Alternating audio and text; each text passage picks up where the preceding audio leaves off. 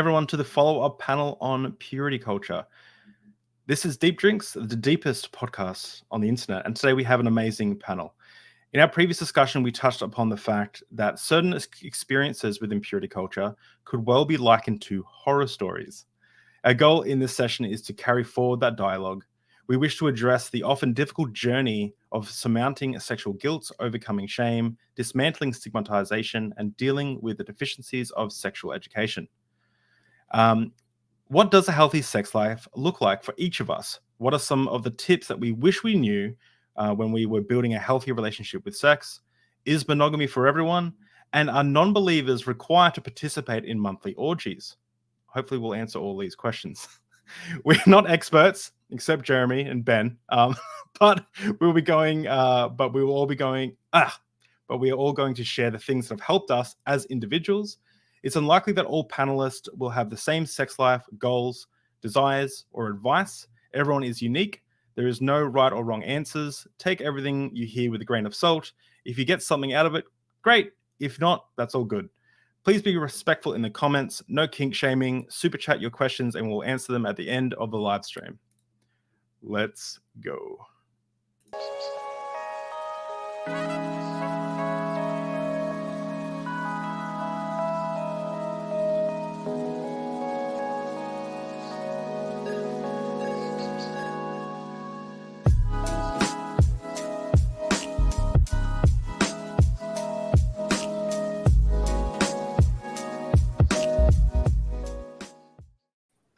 Hey, welcome everyone to another Deep Drinks panel. It's super exciting. I did promise that I would move my wife away from the first position, and it came back. So, welcome everyone to another amazing panel. So, first of all, I'll ask everyone to introduce themselves, and Ben, we'll start with you.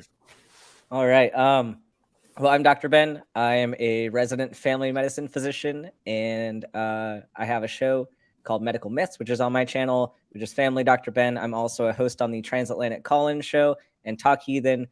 So a lot of places on the internet, but I mostly debunk bad science. So I'm here today, I guess, to talk about more of the medical side of purity culture and that kind of thing. Cool. Aimee. I'm Aimee. I am David's wife. Yay! I'm just excited to have a chat with everyone today and see how this goes. Cool. Jeremy. I am Jeremy Schumacher. I am a licensed marriage and family therapist. I have a podcast called Your Therapist Needs Therapy, and I work with religious trauma and I work with couples. So kind of an overlap between doing couples counseling and how something like purity culture can really stick with someone in the form of religious trauma. Awesome. Nikole. I am Nikole Mitchell. I am known as the pastor turned stripper. I'm also a life coach. I used to be the poster child for purity culture, and I have found a lot of healing in my journey in becoming a slut and in becoming free and in becoming one of OnlyFans' top creators. And I'm so happy to have this conversation today. Awesome. Stacie. Stacie's mom. Hi. Podcast.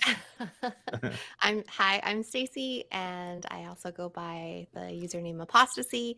I'm happy to be back again on this awesome panel with all these wonderful people. My mom and I just started a podcast, a deconstruction podcast together called the Stacie's Mom Podcast. And I'm also a co-host on the Secular Soapbox every Wednesday night here on YouTube. So thank you so much for having me back. And I am also a survivor of purity culture. Clearly, that's why I am here to discuss with all of you. So Awesome. I forgot to ask, what is everyone drinking? So I'm like, oh yeah. I wasn't going to drink alcohol, and then Aimee is a little nervy, so Amy's like, I'm drinking gin. I'm like, all right, cool. So then I'm like, if you're drinking gin, we got a family picnic after this. So I'm like, we're just gonna go for a walk, have a picnic. So if you're drinking gin, I'm gonna drink something. So I'm drinking spice rum and Coke. Amy's drinking gin. What is everyone else drinking? I've got a marg with like 110 proof tequila. So I told everybody that I'm moving in a few days. So we're getting crunk tonight because I got to empty some bottles so I don't have to take them with me. That's awesome. Has everyone else got drinks, or have we? Yes. You forgot the drink. Oh, cool. I poured a drink. I'm drinking spiced rum as well, Oh. Kraken, and I mixed it with pineapple bubbly water. It's really Oh, good. interesting. Oh, that's nice. Mhm. I went to Cool. make myself a latte and found out I was out of milk. So then I just was stuck with my Gatorade. So that's what I'm drinking. I love that every time you've been on, Nikole, you've had like some sort of electrolyte drink. Trying to hydrate. I just did not Yeah. drink enough water. Yeah, that's Yeah. awesome. And Jeremy, I have a double IPA.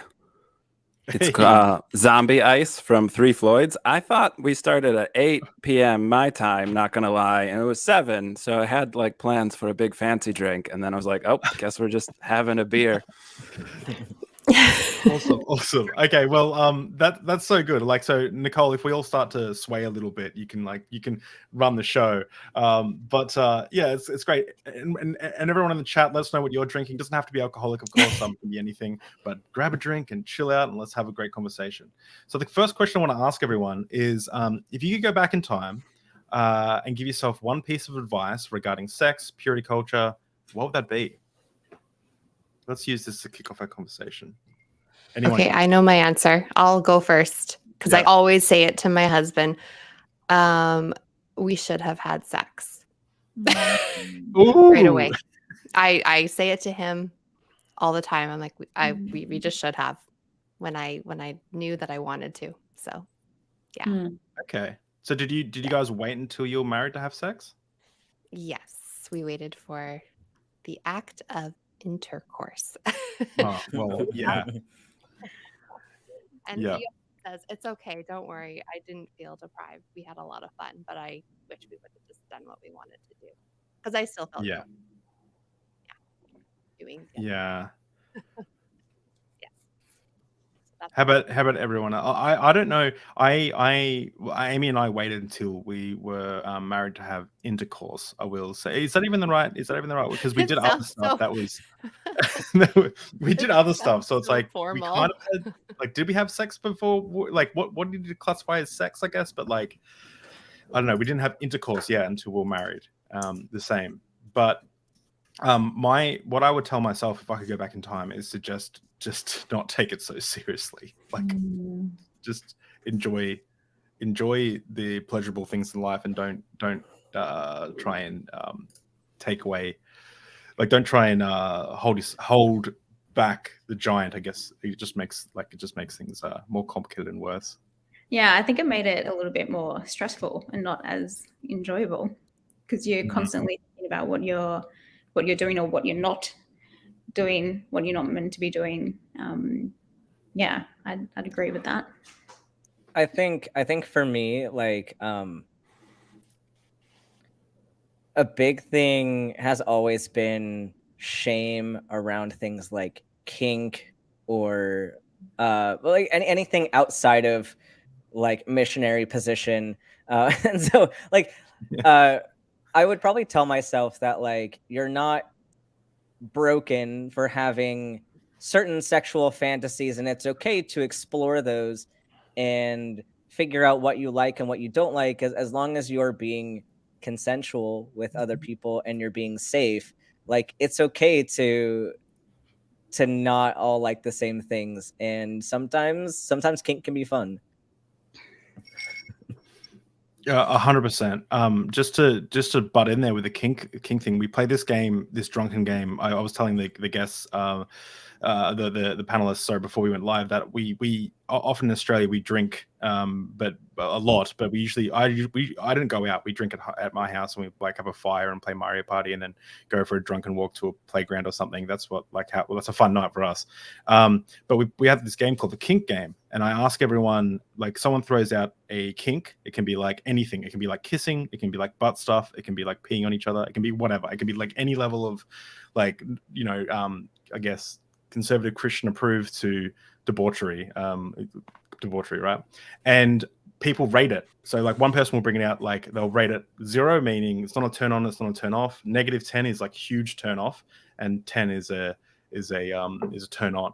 And it's really interesting. We played it with some Well, actually, I can't tell anyone what the answers were, but yeah, we got some very very interesting answers from people you wouldn't normally expect, and it's a fun game to play. But yeah. So yeah, it's so hard to know what. Yeah, I love that story, and it's like when I was thinking about like what advice would I go back and give myself, and it's almost impossible with the paradigm I was raised in. It's not as simple as like go enjoy sex and have fun, because I couldn't. Like there was so much body shame and sex shame. So I mean, if I had to boil down, I think it would just be like, you can trust your desires. Your desires are not leading you astray. They're a part of who you are, and there's something beautiful there to be found. And I think if I could have known, I could have trusted myself and my desires and my wantings at such a young age, it would have completely changed my life for the better. Yeah. Yeah, I think it's hard for me to think of going back. Like, I don't know how I would have told myself something without deconstructing first, but like just to get educated, I didn't know like what a vagina looks like, or even like the mechanics of actual penis and vagina sex, because like that I didn't have sex ed. So like the first time I watched porn, I was like, I don't know what's going on here, like, because I had no formal education in it. So I think just to be like, go get the education that I wasn't getting in my very conservative private school. That actually does go into the first topic I wanted to discuss, which is sexual education in purity culture. So I want to kind of touch on a little bit of purity culture stuff in relevance to building up a case about what is a healthy sex life. But we'll first go over some of the sexual education and psychological impacts of purity culture, and then we'll move on to how we kind of broke like tips and tricks on a healthy, happy sex life. So how was everyone's sex education? I went to a public school. It was fine for me. Like it wasn't that bad. I also was a computer savvy kid, so I found pornography at a very young age. Probably wouldn't recommend that, but I definitely knew what sex. I knew a lot about sex from a very young age. But I guess I didn't know about. I guess I didn't know. I guess the most of my education probably, I would say, even came from porn. I guess like. And so that's probably not a super healthy thing as well. I don't know. At least the type of porn that I was exposed to. But what's everyone else's experience? It was minimal. As I didn't go to like a specifically Christian school, but it was a charter school that like was as close to homeschool as you could get without being homeschooled, basically.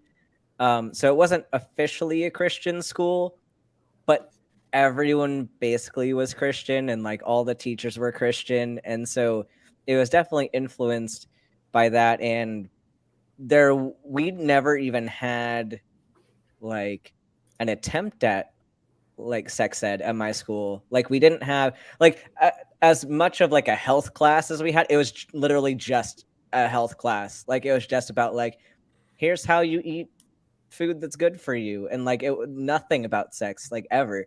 I think like the only thing even in school that was remotely related was when I was on like debate team, and we had a Congress debate where we debated comprehensive sex ed at a Catholic church that was, or a Catholic school that was hosting the event. So it was weird, like arguing in favor of sex ed while having like Jesus and Mary staring at you.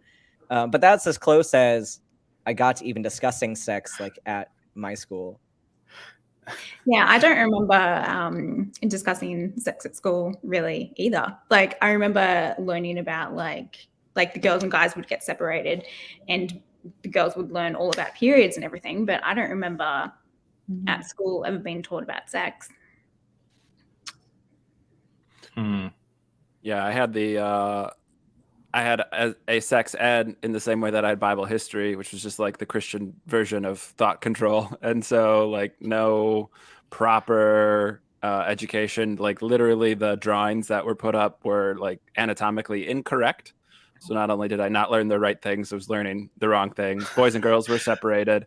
So like that they could learn about periods, and we didn't know anything about that as the boys in the class. Like just, yeah.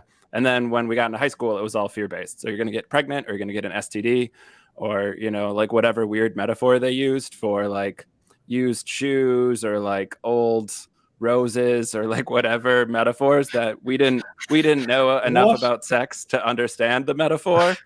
So yeah, it was like a blank slate, bad information, and then same kind of, David, what you were talking about, like then like finding porn and being like, oh well, I guess like this is how I'm learning about it, because Yeah. Wow. Yeah, my girlfriend in 4th grade came to my small private Christian school. I went to many schools growing up, but I was at a Christian school for a couple of these years. And she brought out pages torn out of her uncle's porn magazine. And we're in the stall, like looking, like, oh my God, like the first time I've seen like a hard penis, and like just like kind of my mind was blown. And then the only sex education I was given was when my family went to Disney World in Florida over spring break when I was in 8th grade, and we were forced to go into a movie theater there with the title called "Where Do I Come From?" And we go in, and it starts off with this mom and dad who are being romantic. They walk into the bedroom, turn off the light, and then it becomes a cartoon of an egg and a sperm finding each other, making a baby. And then we finish this movie. I'm like horrified as an 8th grader because I already know what sex is, and I'm just so embarrassed that this is how they're telling me. And we come out of the movie theater, and my blessed parents turn to us, say, "Any questions?" Of course we didn't have questions. And then I was just mad the rest of the day. And that was my sex education. Please tell me that the movie was spelled C-U-M, come. Yeah, right. That would have been more accurate. Where you come from, yeah. Stacie, do you remember anything about your sexual education? My sexual education, my mom and I had a really great open relationship, which is also why we're doing the podcast together.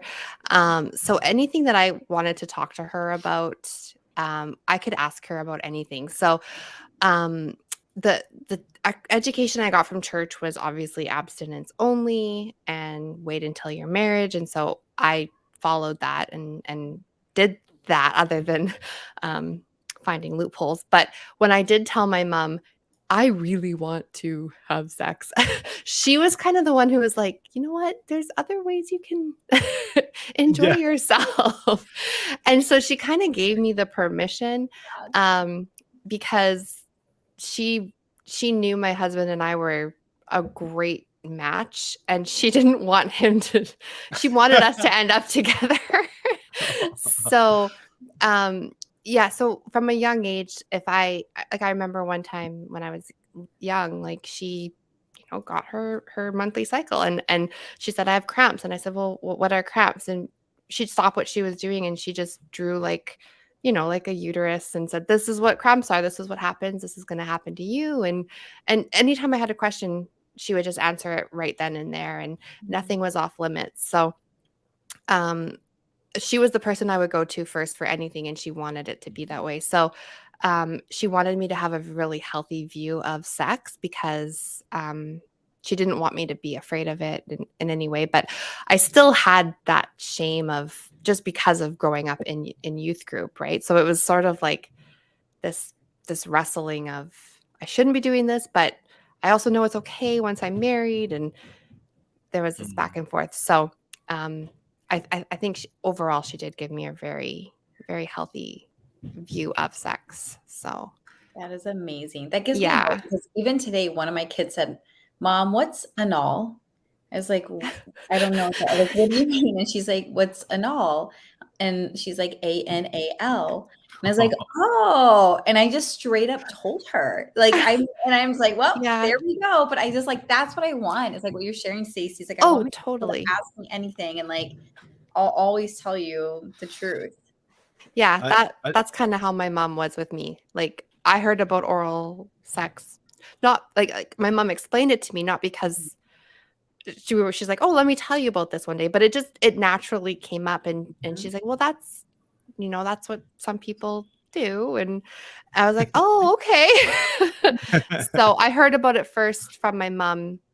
It wasn't in a weird circumstance from school in a scary way. So we were very open, thankfully. Wow. Yeah. Think about the people who don't have that relationship. Yeah. Yeah. Sorry. Yeah, I was just gonna say my parents would turn off the TV or change the channel if like a sex scene started to come on. If there was swear words or a song was about sex, the radio station got changed. Like it was just total ignore that it happened and no conversation about it.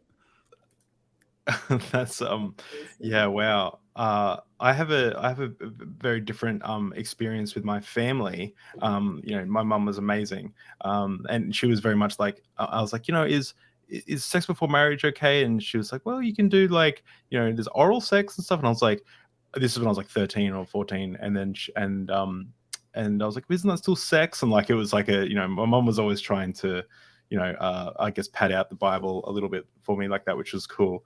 But the thing that the thing I remember going to youth group one time, and I was a new Christian, a new born again Christian. And it was like, you know, after my experience, and it was like, I had my notebook out because we were going to learn from the pastor's wife. She was doing a sermon called "Dating: What to Do," and I was like, yes, I can't wait. And the first thing she said, you were probably there, babe, Aimee. I'll call you Aimee because no one knows who I'm talking about when I say babe. It could be. No, we know. It's Jeremy. It's definitely Jeremy. It's Jeremy. Jeremy.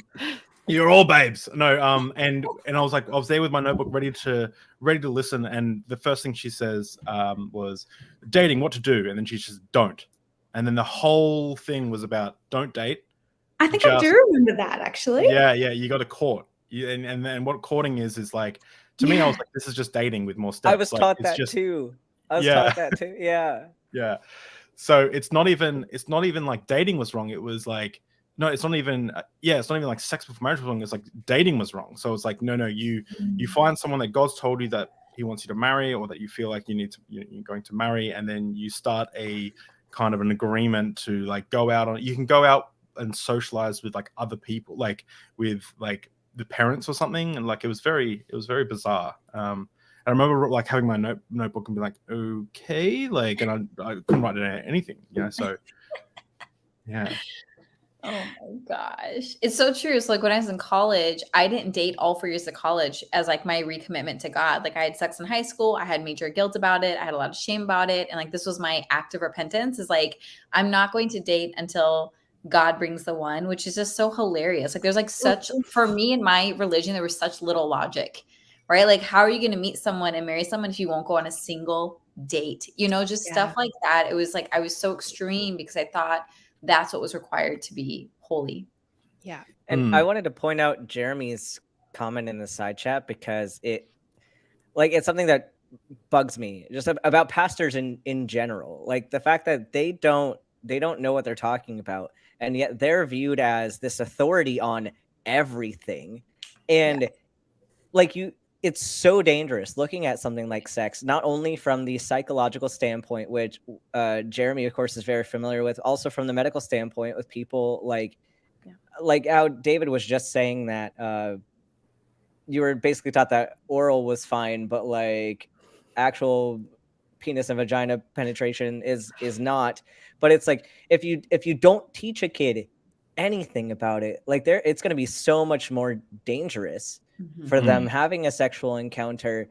And the fact that like you're trusting a person whose expertise is literally their book, not even religion in general, not anything else. It's just the text of their book and their interpretation of the text in that book. And somehow that is enough expertise to make decisions about anything. Like, and I honestly wish that these pastors had to take responsibility for the damage that they do to people, because like it's easy to say whatever you want, and it's easy to fake it till you make it when you don't have to face the consequences and own up to the people you hurt. Like if I mess up, if someone gets hurt because I told them the wrong thing, like number one, I'd feel terrible about it. I'd also be sued, and like same with Jeremy. Like there's a certain standard that we have to meet. Pastors don't have to meet that standard. Like, and they don't have to confront the people that they hurt. And it's so disgusting to me that they're allowed to have that authority without that responsibility. Yes, well said. I remember, Nikole, you mentioned on Deep Drinks that for you, your first sexual experience was really like I guess, dangerous, because you having premarital sex was a sin, but preparing for it with consent and like proper consent and protection was like the difference between murder and premeditated murder, right? Like one, you've like premeditated. So like, can you talk a little bit about that? Like how like the act of being prepared, knowing about sex education, knowing about like is actually kind of viewed as a sin. Yeah, like I feel like, you know, in this culture, it's like they think like being sheltered is protection, but I teach my clients education is protection. Like I didn't know how to vouch for myself. I didn't know what consent was. I didn't know what contraception was available. I put myself in really, really dangerous situations where I could have had horrific things happen to me because I was so horny and so badly wanted this thing I was told to stay away from. So I would put myself in compromising situations just to get it, but unplanned, no protection, with no safety, with no one to call to bail me out if something went bad. And it's all because there was just no open communication. There was so much sin around it and shame around it. And I just think, and I look back and I'm just like, oh my gosh. And I never used protection through all my like sexual encounters because that was considered even worse. And there was no talk about STIs. And like only the fear of pregnancy. And it's like, well, if I'm having sex, I guess I deserve the punishment of pregnancy if that happens. Like really warped thinking because I just wasn't educated properly. I don't know if Heathen Queen is still here. She was in the chat earlier. She said something amazing when she was on Deep Drinks. She said, not honoring the needs of your body. And I was like, that, like the whole process, that it just resonated with me so well. Yeah, So we like drink when we're thirsty. We eat when we're hungry. We rest when we're tired. Like there's a way to channel our sexual desires in a really healthy and safe way, but not if we're not talking about it in an educational, safe, proper way. Like when we deny that huge part of ourselves, it's going to come out in wonky ways. And a lot of people are going to get harmed and hurt in the process. And it's so unnecessary. Diogenes, a philosopher from 4th century BC, was used to masturbate in public. He lived with dogs inside a barrel, and he had a bowl and he threw it away and just ate with his hand, and he had nothing, and he used to masturbate in public, and people used to complain, and he used to say, if only I could rub my belly to get rid of hunger. And I was like, hey, like he said some really wise stuff, but he was a little bit crazy. So just moving on to the psychological impacts, like that must have been really hard. Like having, for me, I definitely know it was hard having this like weight over your shoulders and something that's meant to be very enjoyable. I remember the first time I kind of did stuff with my girlfriend when I was in high school. I felt really guilty. Like the next day I felt different. I felt funny. Like I just didn't feel good. And none of my all my secular friends were like, yeah, it was like a great time. Like, it was just, and it was really weird to have see that dichotomy of like experiences. How about does anyone else have any anything to bring up around the psychological impacts of purity culture? I'm going to piggyback off of what Nikole said, like just not taking like any precautions. Like I dated another conservative Christian when I was in college, and like just breaking up, fighting about like fooling around, and then like promising we wouldn't do it again, and then like spending more time together, and like we dated for a long time and we're just miserable. Like I have no idea what our relationship could have been like if it wasn't for us both growing up in purity culture, because like that was our number one fight, was just like, nope, we're not going to do it. And then we didn't talk about anything. There was no like talk about consent or any of that stuff. Like, but similar to her, like that idea of like, if you went and bought condoms, like that was somehow worse because that meant you were like planning for it. So it's just like, it's truly like a mind fuck to grow up in this purity culture, because it's teaching you to like ignore your bodily functions, and you're trying to put like God and the church before your body, and then trying to throw a partner in there like is nearly impossible when you have no education around how to do those things in a healthy way. Yeah. Yeah. I'm just trying to think of something. I mean, I feel like I touched on it on our last panel, the psychological effects. Just mine definitely lasted post marriage. So, really? Yeah. Just the guilt after, just trying to wrap my head around that. Okay, now it's okay. So that's where it felt more. I felt the effects of it more because one day it's like, okay, you can't do this, and then like 12 hours later, we say this little vow, and it's like, okay, now you can. So, and then just for the first few months of just being married, I felt guilty. So that's where I felt the psychological effects of it for sure. So Yeah, for me, it comes from being queer, because like as we did last time, the kind of tiers of yeah. what is most sinful. Yeah. Like you'd have people that would have sex before marriage, and it was like, oh, okay, yeah, we did that. I feel bad. I'm gonna apologize, and then everybody moves on. As long as like if they had gotten pregnant, if they kept the baby, everything's all good. Like you repented, and it's fine. But like if you had any thoughts of being queer, like you hid that shit because like I remember like sermons constantly every year there was that like annual don't have sex sermon, and of course they throw something in there about, hey, don't be gay, and if you are gay you should confess that to us and we'll essentially like pray the gay away. And you're not going to tell somebody that because you're like, if I out myself as being gay and now I'm broken because I even had thoughts that I could maybe be gay, it's terrifying. And I remember when I first like came out to myself, like, 'cause that's the hardest part is figuring out who you are, and that initial coming out to yourself, because you're terrified. And it was even worse when I came out as trans to myself, because the whole time it was I can't be that. Like, no, because people assault those people disown those people. Like that can't possibly be me. And then the more you think about it, like, no, this is my experience. Like, this is the way that I'm going to best live my life. But like, I can't say that, because then everyone will know that I'm broken and will know that I'm not a good person anymore. And like my parents got me books about how people stopped being gay because they found Jesus.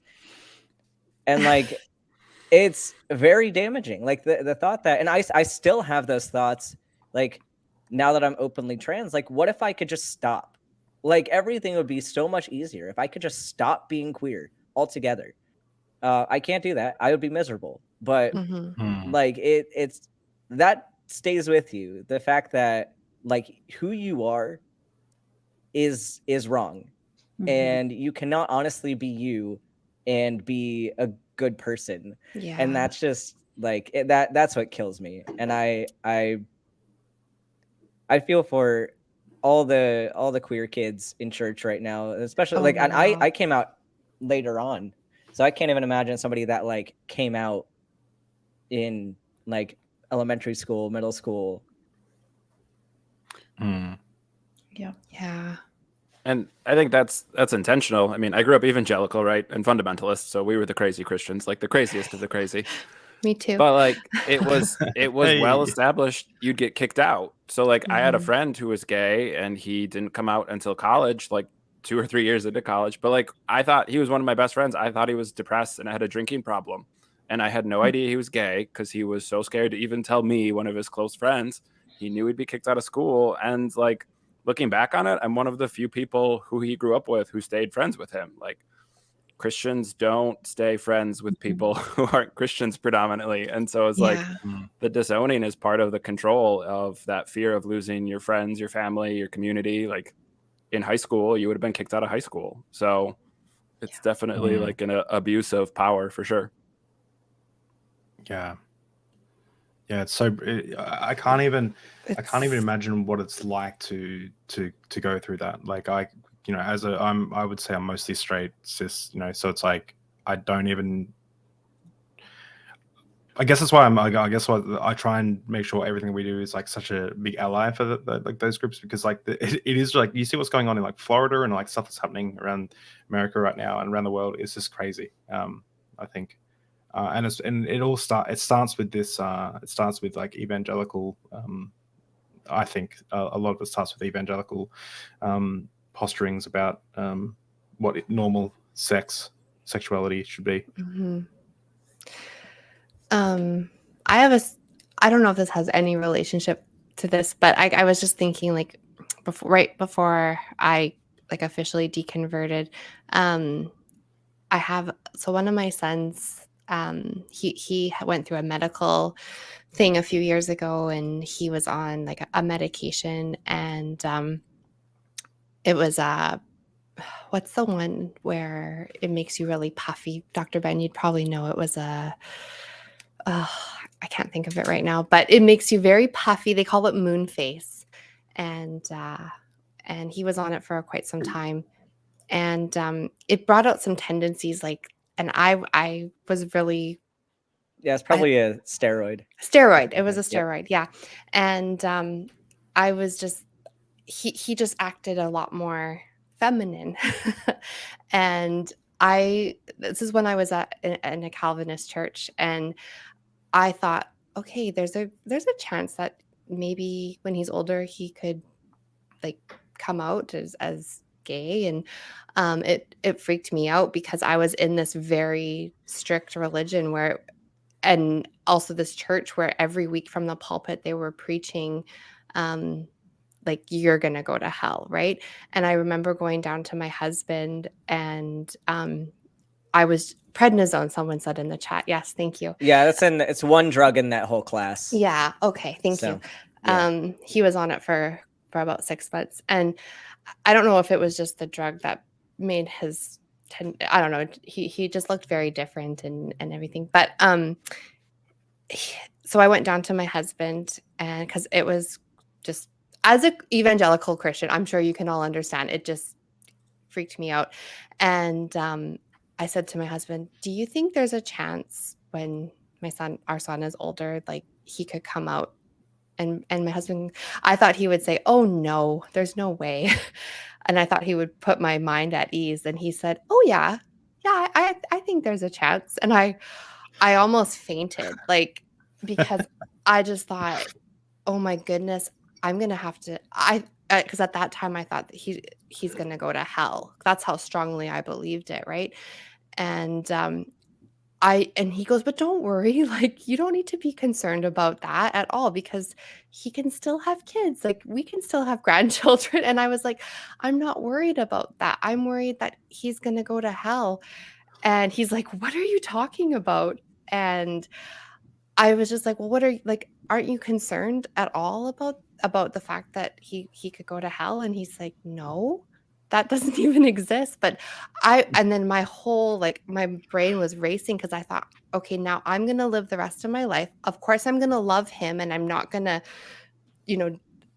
cast him out. But I was thinking, now for the rest of my life, I'm going to have to go to therapy, just trying to get my head around the fact that when my son dies, I'm not going to be with him.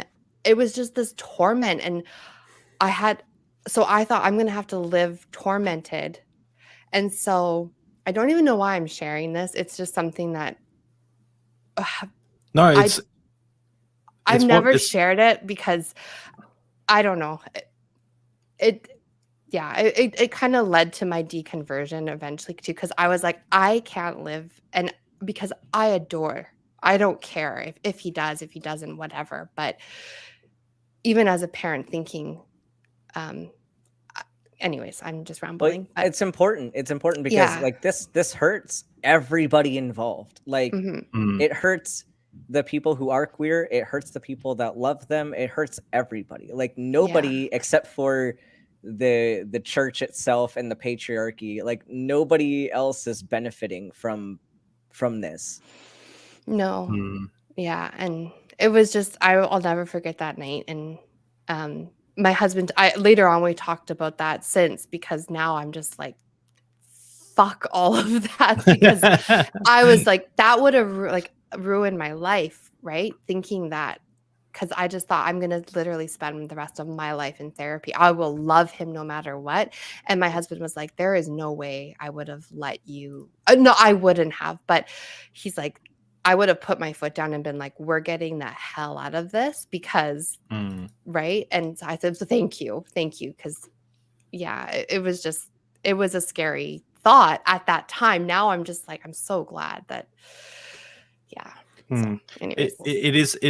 I'm really glad you shared that, because that's typical of purity culture. That's typical of like the unspoken, because it's very easy for us to be like, oh, I felt guilty when I fingered someone or something like that, right? But that I know that can be harsh and that can be a bit bad, but like the big consequences that are felt everywhere that aren't really talked about are things like that, where you're nervous, or you're worried about your children, or maybe your child, or maybe you are someone is like Ben, like, oh, I'm queer, like I'm quote unquote broken.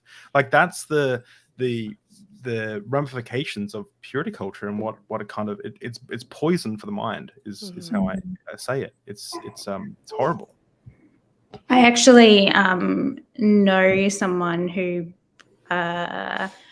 as a parent, they actually got the people around them to start treating their son differently, because they were scared that what the sisters were doing was going to turn them gay eventually. So the sisters weren't allowed to like dress up with their brother anymore. They weren't allowed to paint nails or any of that stuff. So it affected the siblings as well, which is yeah. Yeah. I'm muting myself. Yeah, Okay. He's like, And that's Atlas what wants to happens wear- when you have sex. You get screaming behind you. Yeah, that's what. Yeah, practice safe sex. That's a good practice safe sex, unless you want kids. So Atlas seems like Atlas wants his nails painted, which we can make happen. He's screaming. Well, yeah. and like the thing about that story too that I think like is very emotional, and Stacie, like that's awesome that you shared, but also how one medication that's not for that can change like your outward gender expression to the point that somebody worries about that. And like I still have these conversations with people who I grew up with, or who went to church with me, or like some people in my family still around like sexuality. And it's like, well, when did, like, there isn't this right or wrong, there isn't a black and white thing, like it's a spectrum. And this idea that like you can choose to be straight or gay, or you can choose to be male or female, like no, that's not how it works. Like it's these tiny cellular things that are changed through other small ways. Like when I'm working with clients who are trans and they start taking hormones, like their voice changes, or that, it's at 2 weeks this happens, and at 3 months this happens, and at 6 months this happens. And like it's not this thing that's set in stone, and it's not this thing that is like it's not a personality trait. It's not like this thing that is innate to you. It's just cellular check boxes that got checked one way or another. It's almost as if norms are made up. Yeah. Also, my Well, that's all they are. They're just norms. They're just like a like what the society, what general society, well, even not even what they present to the rest of the world, whatever that is. That's what a norm is, I guess, But it's like no one really knows like what people are thinking inside. Yeah, my sexuality changed with testosterone, and I think maybe I share it all over the place. I might have mentioned it during the last stream, but before testosterone, I was like exclusively attracted to women and feminine presenting people, and then after testosterone, I started being attracted to men, and it's very weird. And I know a lot of trans guys that experience similar things, and it's still like I still have different attraction to like either side. Like I have a very like visceral attraction to feminine people, whereas like with masculinity, I have to like really get to know them in order to be like attracted to them. So it takes longer for them. But yeah, my whole sexuality changed after testosterone. That is interesting. That is. You really also mentioned, and I'll tap dance around this because I don't know how much alcohol you've had, but when we were on Deep Drinks, you talked about how the testosterone increased your passion. Oh yeah. We'll say.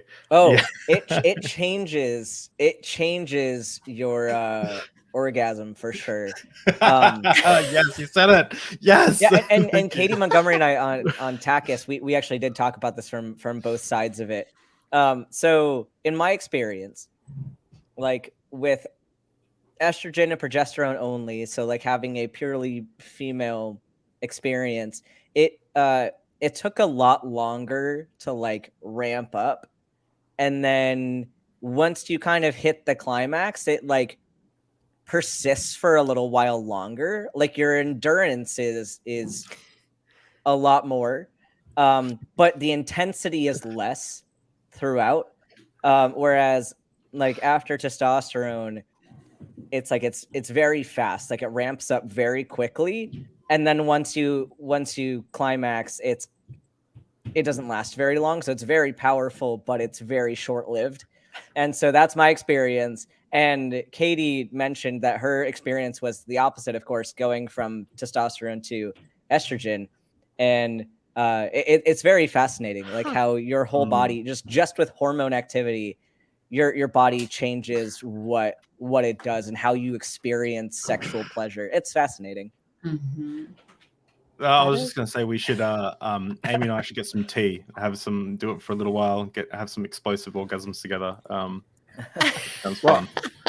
I mean, like Ben and I are a little different because we work with, Ben works from the medical side, I work with the psychological side, but like I work with trans clients, and like I've learned so much about it because like coming from a background, but I think it's still such a small percentage of the population that a lot of people don't have these conversations, or they don't know someone who's trans identifying. And so they're missing out on like, yeah, this is how little it takes to change some of this stuff. And I think like growing up in purity culture, like being gay or straight were such big deals that we talked about it before. We're going to keep hitting this point tonight, but like it's so harmful across the board to have these like unhealthy norms.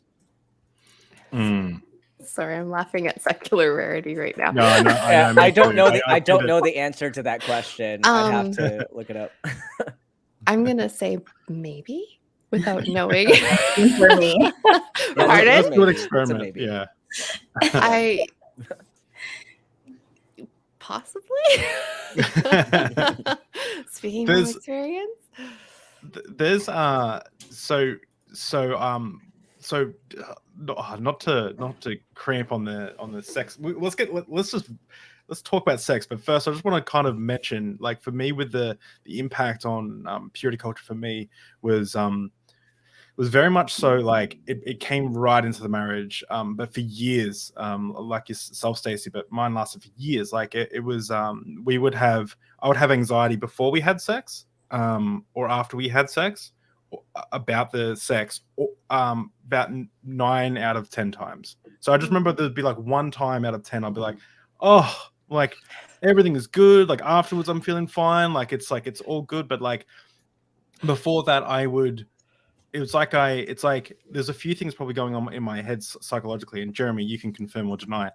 No, I'm kidding. But essentially, like, it was like I would be anxious about the expectations. I'll be anxious about what was or wasn't going to happen. I'll be anxious about whether something was okay or not okay. Like, I think I think it's very layered for me, because I definitely had a very a strong passion for adult cinema, and so for me, and I used to always hide that away because of purity culture, right? And it was always the thing that I was struggling with. So sex and pornography was always pornography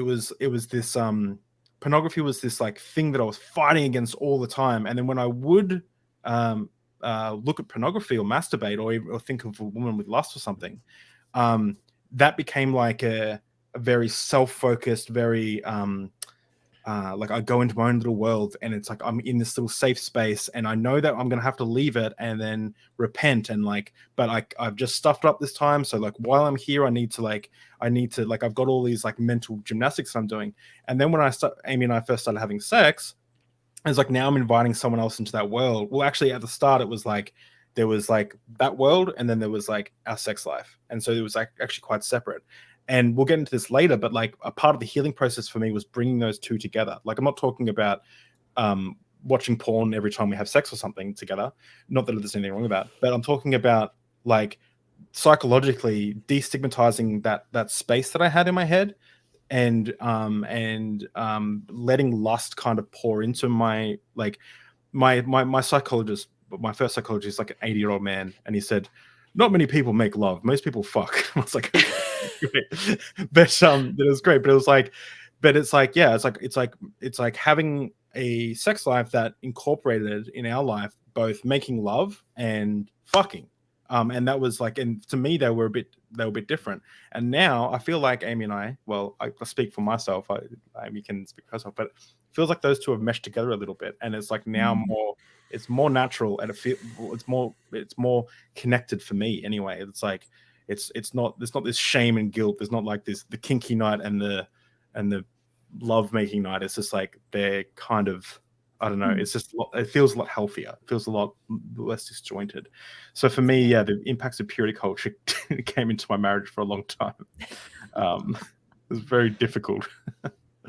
I could never figure out how to make having sex in a kinky way be like praising Jesus while I was still a Christian. Like, I was like, I don't know. I don't feel great that he's watching this right now. I was told one time you should be able to stop in the middle of sex and praise Jesus. Okay, that's just so like weird shit like that. Thank you. Like, where does this stuff come from? It's horrible. Jesus is creepy. Like, you gotta do that. Like, you can I bet he could find somebody that would let him watch, but like, you gotta get consent first, dude. Like, you can't just watch everybody all the time. Just no. So now that everyone is kind of like probably different levels, the different levels of, you know, of how much people have overcome purity culture. Like, it still affects my life a little bit in different areas, but how did everyone start to deconstruct that, and how has everyone started to, well, first of all, is everyone happy with their sex life? Is everyone like stoked with, like, what areas are you stoked with? What areas do you hope to work on? Like, tell us about it. What's your favorite position? Go for it. No. See, I'm single, and I know how to mingle. please myself, and I have a great time with myself. Oh, I'm not unhappy with myself. So seeing as you said that is probably the one area of purity culture I've not overcome.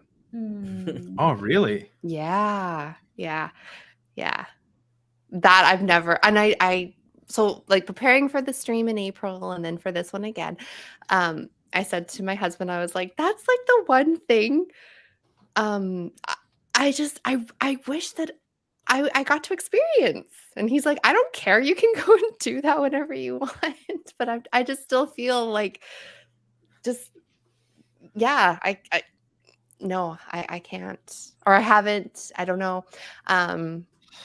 It's really convenient. That part was taken from me. And I'm still like, I feel like I'm still a very conservative person when it comes to sex. I have no problem talking about stuff on here, but like, just to give you an example, again, like, I'm not going to overshare too much, but for an example, like, we've been like, let's do something risque. Okay, our kids are awake. Let's sneak off and have sex. That's risque for us. Okay, I love that. Right? Like, they were out on the trampoline, so we were like, okay, let's go do that, and that was super fun, and we were so proud of ourselves. And then another time, and that was fun. And then another time, they were watching a movie, but my brain, it's like, it's all in my brain, right? And so,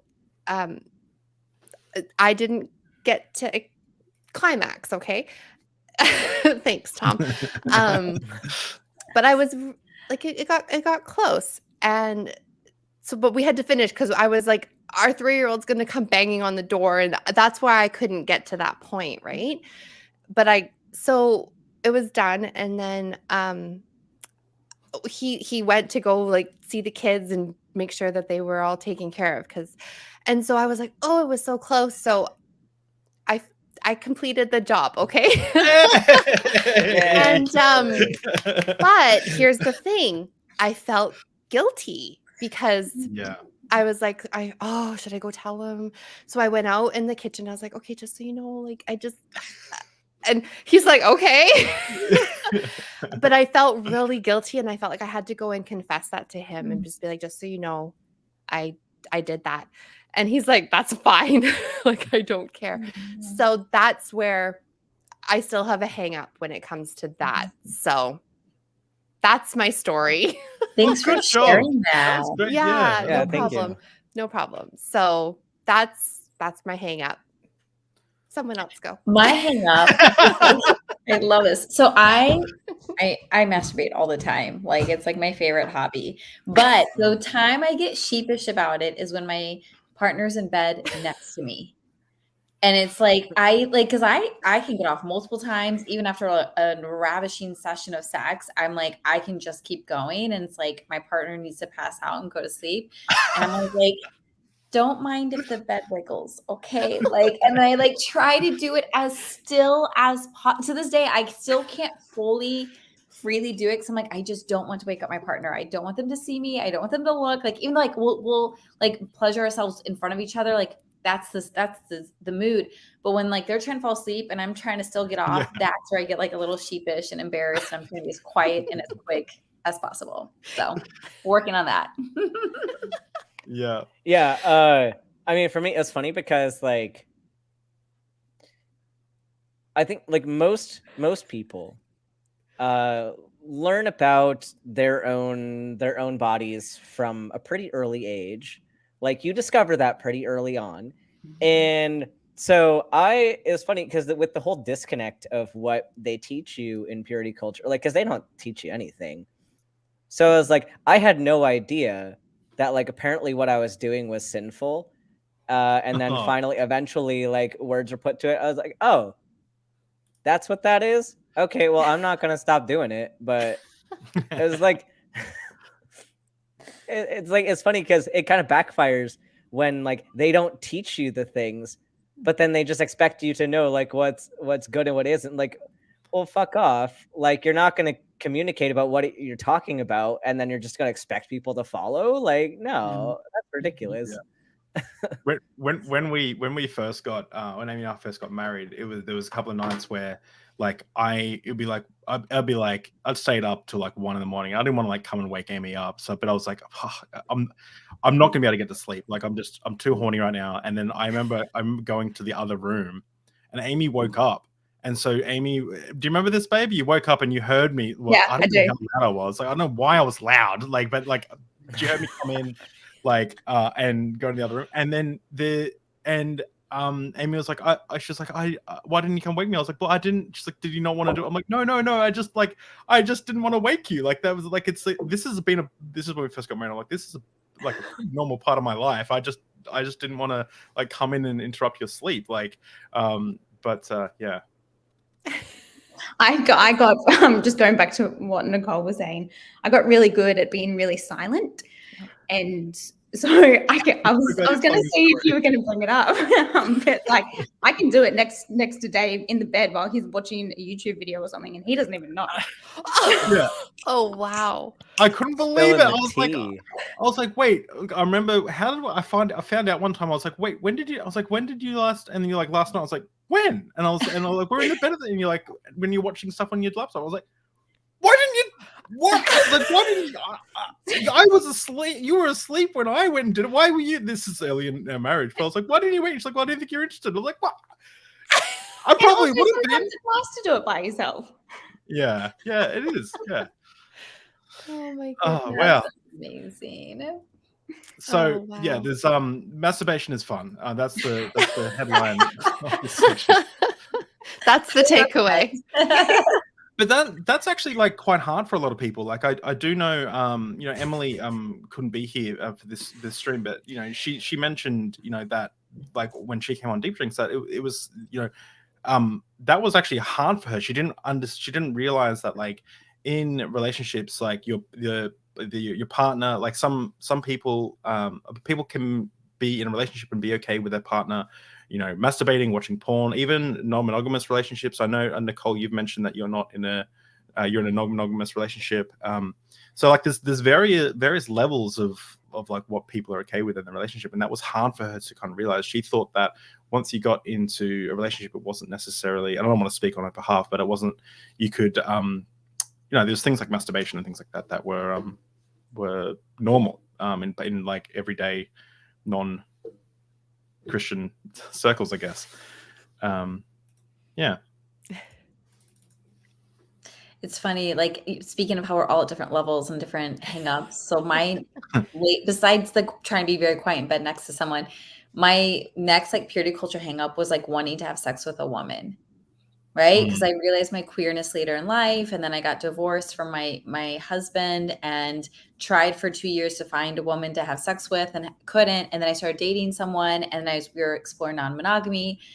And like even that I craved it made me feel like it was like the last residue of like homophobia in my body, like the indoctrination of like, this is wrong, this is bad. But I'm like, it can't be. It's like, how could this be wrong?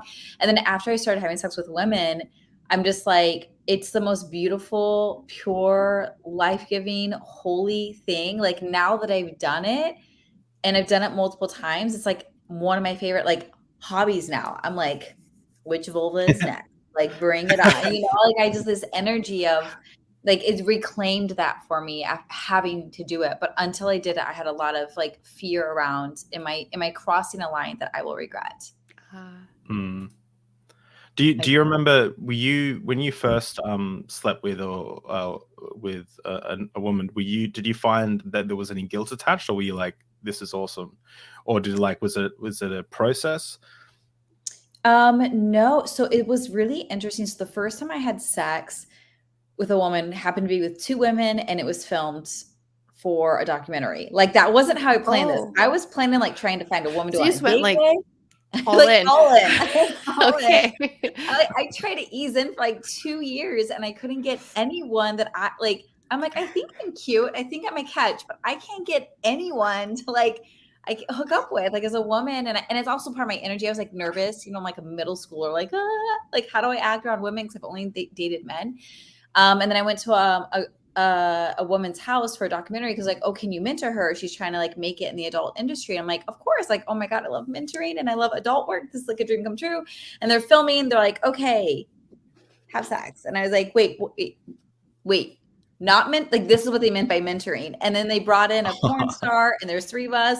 And I'm like, Nikole, you've been wanting this. Like, you're doing this. And I was like, all in. I'm like, we're getting all the right angles. We're going to get all the right, like, we're going to make this count.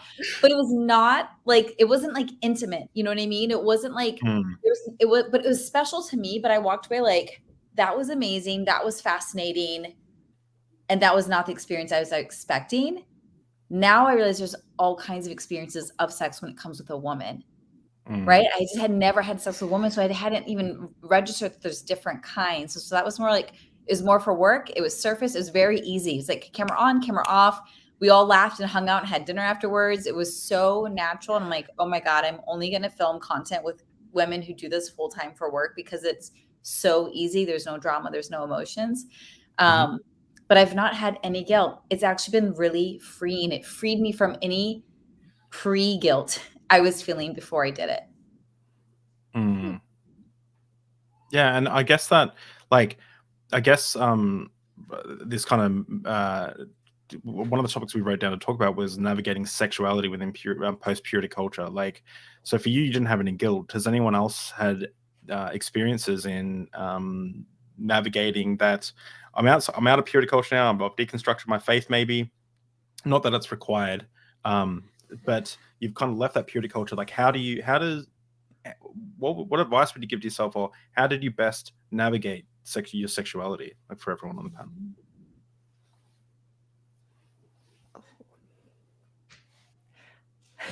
Don't everyone go at once. Yeah. I talked a little bit about mine in the last stream, because mine, I didn't really fully understand my sexuality until I learned that a lot of it was gender dysphoria. And once I figured out that I don't have the organs I want for the things that I want to do, like, oh, it makes sense. It makes sense, like who I am and what I want to do. So really, I mean, for me, coming out as trans really awoke my sexuality. Yeah. I don't Has anyone got think any? I ever questioned my sexuality. I don't know if that. Yeah, I never. What were you gonna say? I was gonna say, like, I'm the same. I would say I say mostly straight. I think like I think there's been times in my life when I'm like, oh, that's a good looking dude. But I wish I was like bi, because you just get like the piece of the you know what I mean, you can look You you get look it at all, baby. you know, yeah, get it all, baby, exactly. Yeah. But Nikole, you mentioned in the discussion that you don't use the word virginity anymore. Can you talk a little bit about that? Yeah, of course. So when people talk about losing your virginity, I just think it's interesting. It's the only experience we have that sexually that we use that phrase for. We don't talk about losing our virginity when it comes to having our first alcohol, or losing our virginity when we eat our first food, or lose our virginity when we first go for a drive, or lose our virginity when we take our first shower. Like there's no, it's like, it's an experience. I had my first cake. I had my first shower. I had my first experience, but it's never in the terms of loss, only with sexuality. And so that's where I'm like, I refuse to use that phrase, because there is no taking away of. Right. Like it's just an experience, just like anything else. It could be good food, it could be bad food, it could be the most mind-blowing food, it could be the worst food, but it's like it's an experience, it's not taken away. And I feel like even using that language, and even though I'm like I'm not religious anymore, I'd still, in my non-religious circles, people will still say, when did you like lose your virginity? And I'm like, that doesn't even register anymore. It's like, when did you first have sex? When did you first try alcohol? When did you first try this? Like that's the phrase it should be in, because we're not losing anything. That's a good way of putting it. I like that. I like that as well. I really like your, like, I'm kind of watching tentatively from a distance your philosophy around sex, because I really like it, but I'm waiting for the whole holes to form, which I do that with all philosophies. But I'm looking, I'm like, that's really interesting. The way you look at it is very seems very healthy. It's just like, it's very healthy, and I like it. It's been healing for me. Everyone has their own opinion, but I just feel like this is what I've headed to like reclaim my wholeness. I was taught everything I did was taken from me. And even like the thought of like having sex with multiple people, or being polyamorous or non-monogamous, same idea of like the old purity culture even leaks into there in non-religious, non-monogamous spaces, that if you have sex relationships with multiple people, you're diluting yourself, you're spreading yourself too thin. And the best analogy I heard was from one of my friends who's poly, and he's like, he views it whenever he has sex with other people, like the 12 baskets. You take the loaves and fish, the little bit that you have, and you get to multiply it. And each encounter, you walk away with more connection, more pleasure, more love, more orgasms, more experience. Even if it's not good, you're walking away with more wisdom and clarity about what you want, what you don't want, who you're into, who you're not. And that's happened to me every time I've had sex with a different person. I walk away just like more aware of what I want, more connected to that person, more pleasure unlocked. Like so much good comes from it. It's the exact opposite of what I was taught. It's very interesting. When we even, mentioning the losing your virginity is such a funny point, because like babe, I'm Jeremy, I'm talking about, no, Aimee,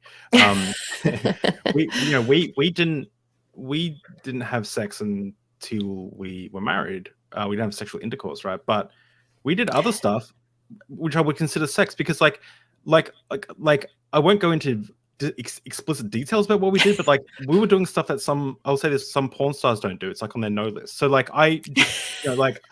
so like the levels of like mental gymnastics, I don't know like what we were doing at the time, but like for some reason we still thought like, oh yeah, we haven't had sex yet. Here we go. I think because it's very much taught. I don't know. Like you get taught about like keeping your, and no, you don't like this word, but like virginity for when you get married and stuff. But they never really talk about all the other stuff that you can do, and I don't know, it's kind of like a loophole. Oh, totally. So I don't know. It didn't feel like. We didn't do soaking. I will say that. Yeah, I don't know. So I don't know. I viewed it kind of differently, which is odd. But it's interesting. Go. Oh, I was just gonna say I felt the same way, Aimee, because It was last summer. My husband, well, we were on a family camping trip, and I kind of had this realization that, so again, I'm going to use the word virginity and virgin because that's the only word I have, and that's the language we're used to just for this context. But I realized, I don't think I was a virgin when we got married, because I mean, other than just the actual act of penis and vagina, it all felt the same in the end. Like, you Mhm. know, there was nothing different. We had a ton of fun. So yeah, he's like, yeah, I didn't really want to tell you that it's not really that much different because I didn't want to spoil the fun. He's like, it was great. I wasn't complaining. So I was like, oh my gosh, yeah, no, I was pretty experienced by the time we got married, other than just that one Yeah. little Like penis and thing. vagina. Yeah, yeah. That was it. Other than that, like, we were But having a great time. but it feels no different, right? Like it feels No. like emotionally or spiritually or whatever, like the gap between like oral sex or hand sex or like I don't know what other things, like even like dry humping, you know, like even like something like that, like the gap between that and sex is like emotionally or whatever, it feels the same. It's like it's not like this huge bridge that you cross. Like now a penis has gone into a vagina or an orifice, and now it's like that's it. Like, you know. Well, and like from a like theological perspective, the virginity being a big deal goes back to like women as property. Like that's what it's from, because if you could verify that someone was a virgin, they were worth more.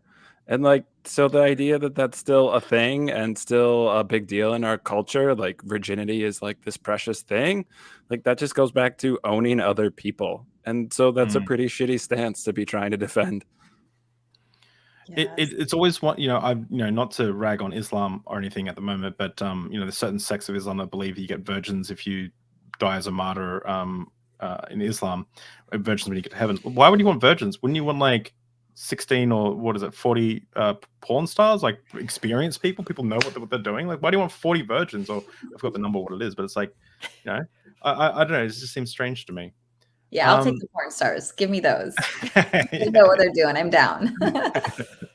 Well, and like Islam, Judaism, and Christianity are all Abrahamic, and they're all like highly patriarchal from coming from like a nomadic culture setup. So it's just one of those like weird things. I talked about this as an example that we could use, like the hymen and like losing your virginity. Like that's a bad understanding of biology. Like breaking the hymen has nothing to do with being a virgin or not. Like different females' hymens are shaped differently.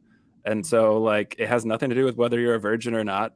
Oh, good. Ben's back because I'm back. Yes, I heard hymen, and I was like, he has more medical background than I to do. be here. Yeah.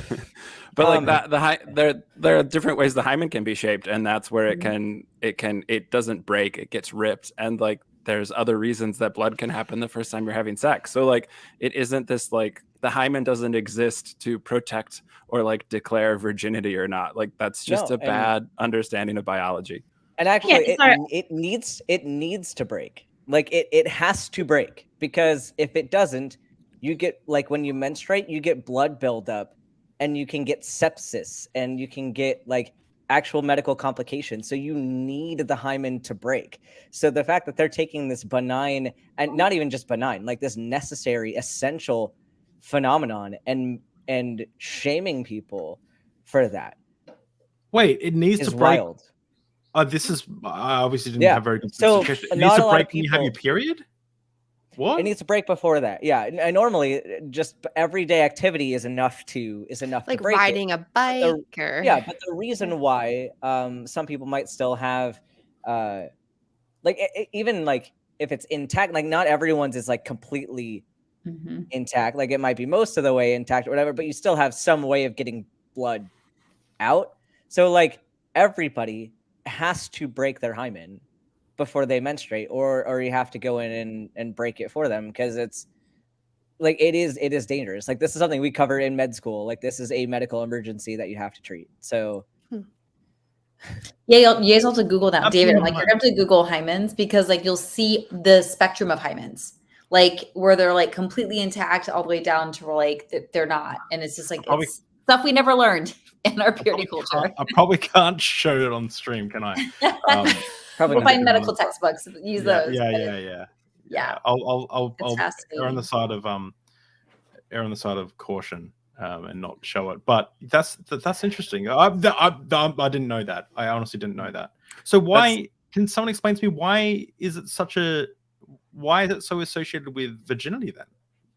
Because Virginity. men don't understand like women's biology. That's it. Like they don't care to educate themselves. And the way that it's taught, like, is that male's perspective is the only one that matters. And if you don't understand how that anatomy works, of course, you're going to have misconceptions about, and especially if you believe that anatomy is there for your pleasure, you're not going to be educated in the actual purpose of those structures and the consequences of if it becomes a problem. So it's all problematic with how we teach these things. And I can go into, like, as we get further into like sex ed and things, like there's so many things that are taught or things that are not taught that are so problematic that you see consequences of, and people like dying or having severe medical complications because they weren't taught something earlier on. And it's really heartbreaking. Yeah. Let's dive into that. But first I want to quickly shout out everyone's stuff. So I've got a list here in front of me. So Nikole, let's start with you. We got your OnlyFans, which I will say, let me just quickly take this off and just mention something. I will say I have many people reach out and ask me if I've got your nudes, and I say no. I said, go subscribe to OnlyFans, you cheap bastard. I had a friend, and he said I cracked, and he's become a dear supporter of yours. So you have your OnlyFans here, which people can get, what they can see your fun stuff. Can you give us a little bit of I'll talk about this and your website, if you can give us a little bit of it. Yeah, so I love my OnlyFans. I get a lot of people who join just out of curiosity. I have people, I'm always so honored when I'm like someone's first. Speaking of being a first, like I get to be their first experience because they've never subscribed before. And there can be a lot of like fear or doubt. Like, if you get scammed, or what if it's a ripoff? Does it mean I'm gross or like a perv? And so it's like, it's none of that. Like, I think it's a really sacred space, very holy in all the terms, or on the definitions of that. And so just come and check it out. I post every single day. I'm in the DMs every day. It's very hot and sexy, obviously for adults only. But every month I do a sex ed live stream on things like anal or deep throating or threesomes, things like we don't talk about, but we all have like curiosities about. I do a big monthly live stream where I perform and tell stories and connect and strip. And like, it's a very integrated, whole, fully embodied space. And if you want to check it out, please do. It's amazing. Oh, well, if you're doing talks on deep throating and anal, babe, we should join. Sorry, that was rude. But we should get you this outfit, babe, or me the outfit. It's very cool. And you also have a website, Nikole. Yep, I have a website, NikoleMitchell.com, that shows like everything. It has links to my Facebook, my Instagram, Twitter, YouTube, life coaching information. I work one-on-one with clients. I teach digital courses. And this is where my more coach teacher side gets to come out. Awesome. It's cool stuff. And I think I have that necklace. No? Is it Stella and Dot? It's from Trades of Hope, but I don't know if it became like, a trend and other people started making it. Yep. I love it. I like it. You posted on Twitter, and I said, "Oh, is it a new tattoo?" And you said, "No, it's an old tattoo, but I need to get more tattoos." I don't know if you saw my reply. I was like, "You get a Deep Drinks tattoo, I'll get a Nikole Mitchell tattoo." So, yeah, hey, the ball's in your court. So, also, Jeremy, if people ask if you have my nudes, be like, "Yes, they're $500," and they're like, "We'll split it or something." Like, just milk them, David. Yeah. Awesome. We were. Oh, hang on. I'm just trying to think. Can I tell this story online?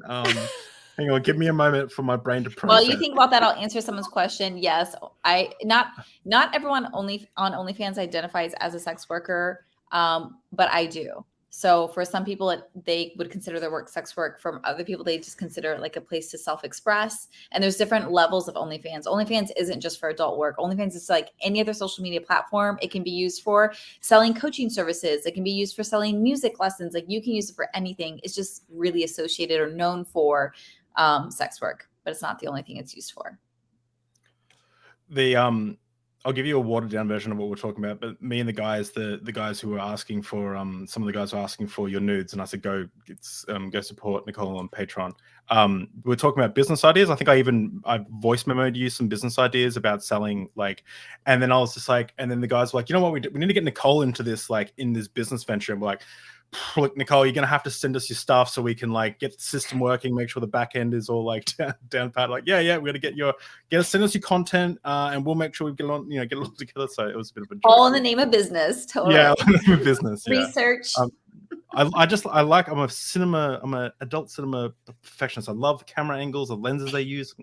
Perfect. So Jeremy, we have you've got an amazing website, but you also have, let me just first plug. You should plug, your podcast. Tell us about it. Yeah, the podcast is pretty new. Only 3 episodes up right now. I have ADHD, so I have a really hard time talking about it because I've recorded like 10 or 12 episodes, but only 3 are out. So I'm always like wanting to talk about the interview I just did that's not published yet. But it's me talking with other mental health professionals about their own mental health. I have some non-mental health professionals, I'll say. I have some special guests lined up, cult experts or people who are not therapists talking about mental health. And it's been like really fun. I don't think we nerd out too much. You might learn something about therapy or psychology, but it's also just, I think, very normalizing around the fact that therapists and mental health professionals need mental health help as well. The first episode is me interviewing my therapist for the podcast. So it's very like real and genuine around how even the people who know all the background information still need help with their mental wellness. Cool. And you've got your website as well. People can go there and learn about Wellness with Jared. That's got my YouTube and my Instagram and blogs that I just like riff on random stuff. So yeah. You did a Purity Culture wrap-up panel, which is cool. I did, yeah. Awesome. Thank you, Jeremy. Sometimes I forget to actually share the screen, and I'll go on like a full monologue. So I'm a bad host. Dr. Ben, got your YouTube channel. Tell us about it. Yeah, so I recently rebranded, in case you all knew me when I was student Dr. Ben. I'm no longer student Dr. Ben. I am now Dr. Ben. Yay. I'm a trans man. I'm a resident family physician, starting residency next week, which is terrifying to me. But I do a show called Medical Myths. Had Secularity on today talking about enemas, which was a fun time. Talking about coffee up your butt. Don't put coffee up your butt. That's all you really need to know. But we cover lots of other myths, like things going around the internet about, what even are some of them? Like the whole, do babies start off as female? I debunk that. That one happens all the time. We talk about Reiki. Sugar addiction was a big one we talked about. So we just kind of break down the data behind a lot of like medical related myths, but also you'll see some streams. I have a Bible study I need to get back to doing where we went through a women's Bible study. Actually, Stacie, it'd be really fun to have you on there. Oh, yeah. We're reading this book called True Woman 101, which is a women's Bible study talking about what we were taught in behind closed doors in a women's Bible study, which is terrifying. Just quickly, I will mention that that we had Secularity on yesterday, and he said that he got a message from you that said, "Hey, I'm doing an episode on enemas, and I can't think of anyone better to have on the show for that." And well, and today he didn't know what that meant. He figured out why I had him on. Like, it was purely for the reactions, because like I got him very angry, and he didn't expect to be that angry walking away from that stream today. But he was very angry. That's amazing. I have some lecture content as well if you want some like more in-depth sciencey things. But yeah, and then this is the Transatlantic Call-In show, which I do on the line. So this is a show you can call in every Thursday and talk to real life trans people about whatever questions you have about being trans, about being queer, anything going on related to that. And even if you think your question is kind of offensive or you don't want to ask one of your friends about it, as long as you're calling in good faith, like we'll have a good discussion with you, and we won't judge you for your questions. We do yell at people sometimes, but those are people that call in to say very problematic things. Like if you come on the show and say how you don't think trans people should exist, we might yell at you. But if you have a question about trans rights or something that you just don't understand, feel free to call in, and we'll be happy to engage with you on that topic. Or even if you have somebody in your life that doesn't understand trans issues, they can watch the show or call in, and you can learn a lot from that show. I'm with Jimmy Snow, and I say it's not as popular on the channel, but I think it should be. I think it's the best thing that the line does. So I'm with Jimmy on that. Like I really like the show. Thanks, Ben. And last but not least, the amazing Stacie's Mum podcast. Tell us about this. And okay, it's brand new. Okay, go. What? Guess who's going to be a guest soon? We're coming up with dates. Aimee and myself. Oh, yes. Coming on. Yay. Yeah. So this is brand new. We just started it last week. We've had 2 episodes, and that's me and my mom. She told her story the other day about, because she stopped believing in God before I did, but had to keep it a secret. And so we are just having people come on, hopefully, to share their story about deconverting together, or just deconstructing together, people who are in the same family. And then we're also just going to have other guests on, just people that we know and love in the community. We'll see where it goes. It's going to just blossom from there.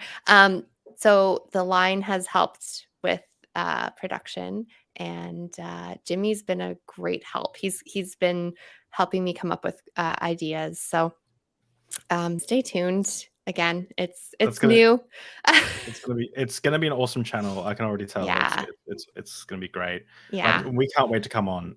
Yeah, so thank you. it'll be great. And Derek from Myth Vision, he and his wife are gonna come on and tell their story. And yeah, so it's friend of the channel, thank you. I That's put nice. you on. Yeah. Yeah, awesome. Yeah. Cool. So. And you're also a co-host of Skeptic Oh yes, Haven. I'm also a co-host on Skeptic Haven, which is every Wednesday night. I'm on Secular Soapbox with Baphometal. We just if you go up, you can see I Blame Bill. We just had Rachel Kane on from TikTok. She's great. We had her on. That's a perfect image to. Sorry, it was like... That's okay. No, it's not your fault. So yeah, we had I Blame Bill on from TikTok the other night. She was wonderful, and yeah, it's just super fun. Oh, and Cool. this Wednesday night, I'm gonna be on the line with Matt Dillahunty, so that's super exciting. That's you don't have to worry about that. Yeah, yeah, just lots of exciting stuff. So. Yeah. That's great. And Aimee doesn't have a link, so she just said Aimee is wonderful, and we love her. So we love Aimee. That's okay. Everyone just subscribe to Deep Drinks. Yes. Dave loves doing his podcast, and like the community that is growing, and all the guests that he gets to have on. He comes out and tells me about it all the time. Definitely like and subscribe, guys. Yeah. Thank you. And if you want to get to know our journey a little bit, we have an episode talking about our IVF journey. When we first found out that we were having our little boy Atlas. Well, we didn't know he was a boy until he got born. I did not know you had that on there, so I will go check it out. And then amazing. Amy's actual story here is is like the first time Aimee said she wasn't a Christian was oh my gosh. It was a surprise to me. So yeah, it's a good episode. But this is before we recorded. Before we went live. This is before we recorded. Wow. Yeah. So thank you.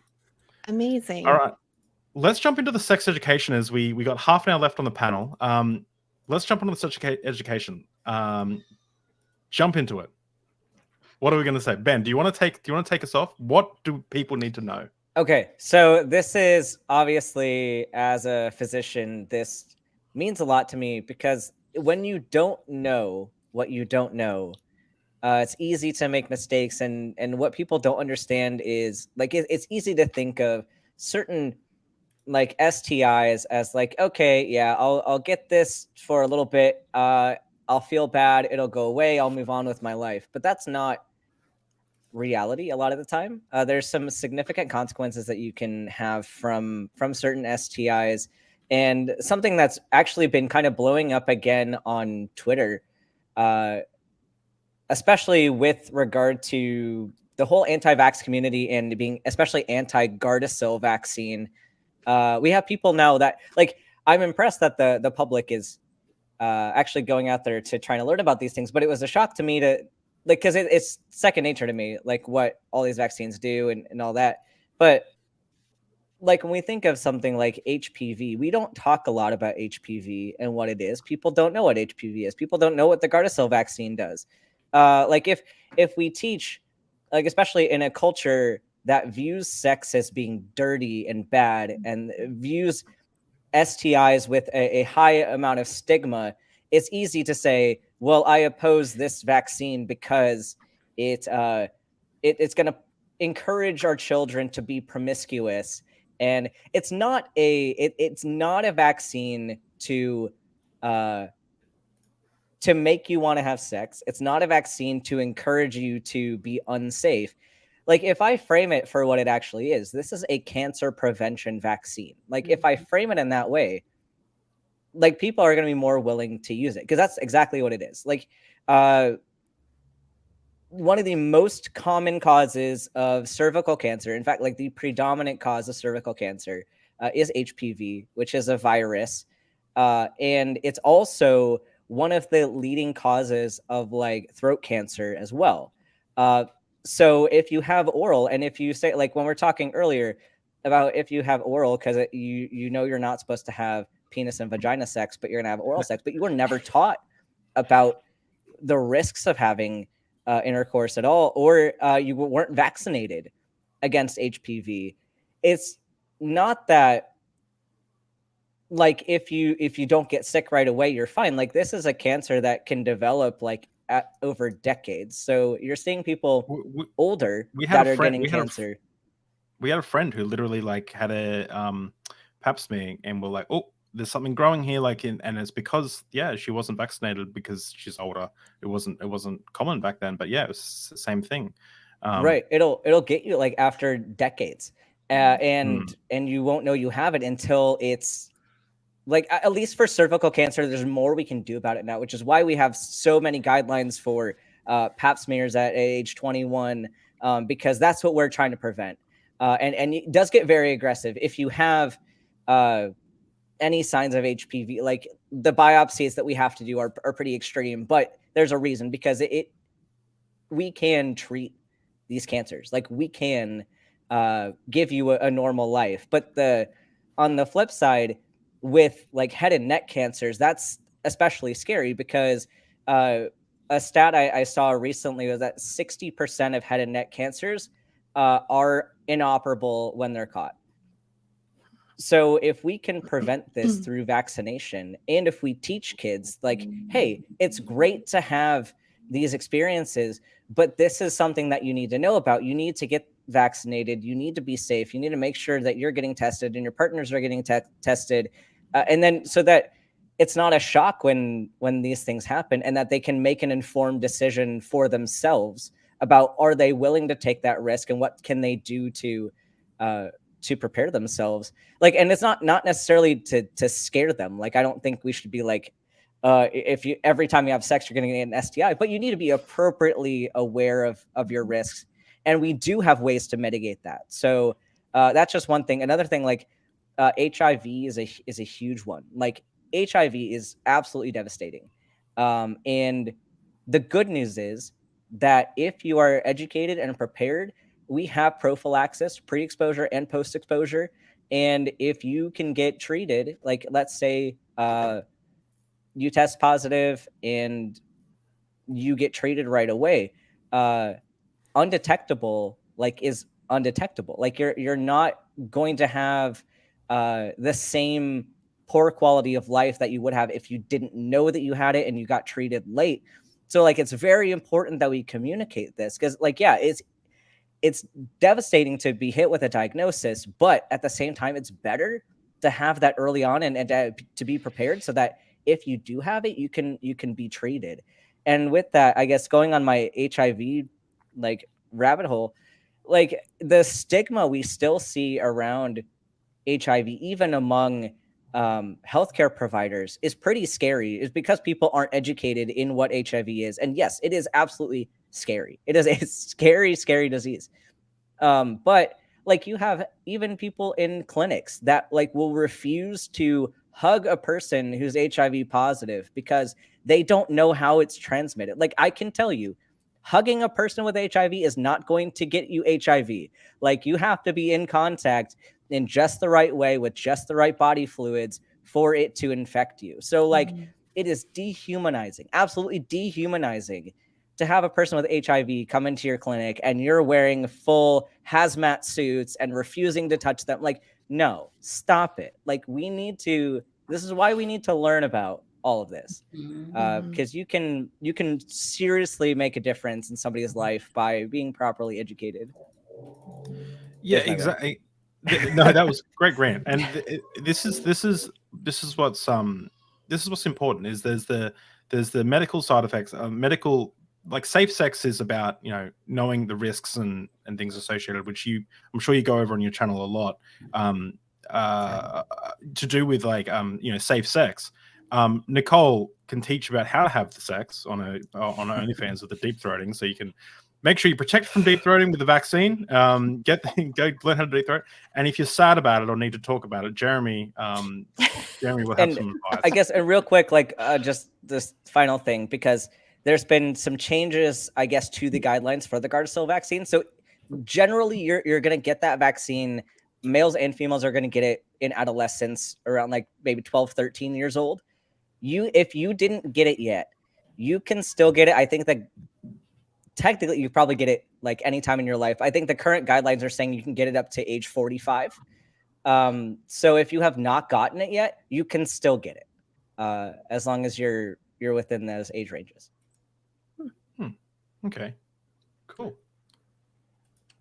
I think I'm going to softball some of this up to Ben because he knows more about it than I do. But like in my line of work, I work with couples is one of my specialties. So I do couples therapy. And like what I always tell couples is like, if sex hurts, there's something medically wrong. Like sex should be, your body is designed to enjoy sex. And there are a couple different things that could lead to sex being painful when it does not need to be. Sometimes it's a medical thing. Sometimes I will refer out to a doctor and that doctor will refer back to me and say it's mental, not physical. But we have to rule out the physical first because there are some things that sometimes people need to work through.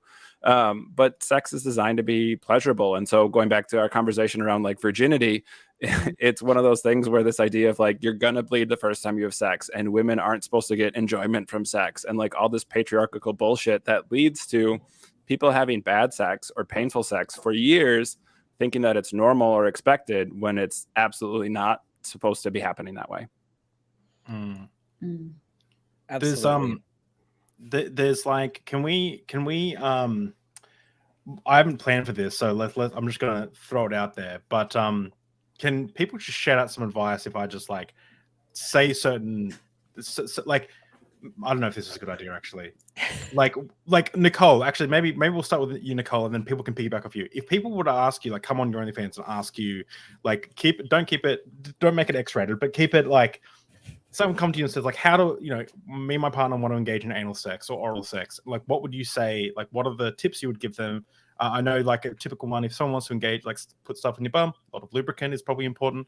But like, can you give us some like some, I guess, pragmatic tips on like how to enjoy those areas if someone is interested in? Yeah. When I did my sex ed on like anal and deep throating, for example, because those are kind of more extreme, I would share like the first line I said was like, it's not for everyone. Because I've had people feel like because they're not interested in it, that there's something wrong with them. Right. Like maybe I still have purity culture, or maybe I'm like, I have shame. It's like, no, like, just like we all have different flavors of food we prefer, different spice levels we prefer. Same with things coming to sex. Like, if you have a curiosity, that's what I'm more interested in than, are you doing this or are you not? So in my space, I try to have people get in tune with, what are you curious about? What do you have an interest in? Maybe that you've never even admitted to yourself. And then if you have a curiosity about it, like, this is when you become educated. So see if you can follow, like I took, there's a sex educator I follow, and I took one of her deep throating classes. I'm like, show me, you're an expert. How does this work? What are your tips? What are your suggestions? So like, get yourself some education and get it from like good sources. Porn is great for like entertainment, some education, but like from people who are actually professionals and experts in the field you're interested in looking in. Like, give yourself permission to research, because we can feel guilty about even typing that, right? Like, deep throating advice, but like, do it if it's something you're curious about. Like, this is the only way we're going to actually become informed. And then you obviously want to like feel safe. You have to do stuff like this with someone you feel very safe with, someone who's going to take care of you, and you're going to take care of them, and you're very in tune and connected. So like, you're not under the influence of any kind of drugs or alcohol. Like, it's really good to be sober and coherent and communicative through the whole process. And I always view it as like, savor the small things. The point isn't to become educated and bam, do anal. The point is to become educated, and then maybe we just like touch the anus with we learn to like just even feel comfortable in that region of the body, right? We kiss the butt cheeks, but like, we're just getting closer and closer. And then maybe we get a super small toy that's always flared at the base, because you don't want something to get stuck up your butt. You have to have it flared. This, like, people end up in the ER for this all the time. They put it out there, and then it gets Can fucking confirm. Yes, I can confirm. It's like, have it flared and do something very small, and just like insert the tiniest tip. Lots of lube, like David said. How does that feel? Do you like that? Pull out more, like, just enjoy. I think that for me has been my favorite part of my journey on sexual exploration, is just, well, besides the threesome with the women, and that was my first girl sex. Outside of that, all the experiences, I just like took a little bit at a time and found like, where is my limit?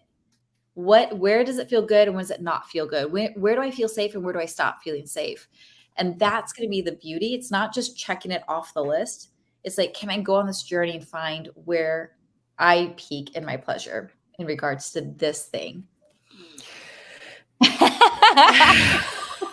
You start small. You don't ram it down in the first time, Aaron. You start small.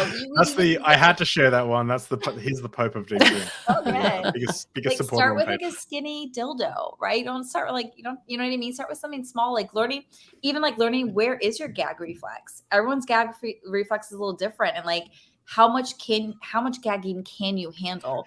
Is gagging fun for you? Is gagging make you feel scared? Like, you're not going to learn any of this if you don't like be curious and try things. But like, yeah, don't just ram your throat the first time. Like, ease your way into it. The point is, I guess, to always do something, always be like, so this is something I learned in premarital counseling, and we through Apostacie, so it could all be BS, but it was actually something that really stuck with me. And they'll go over divorce statistics, which was like a fun way to start marriage counseling.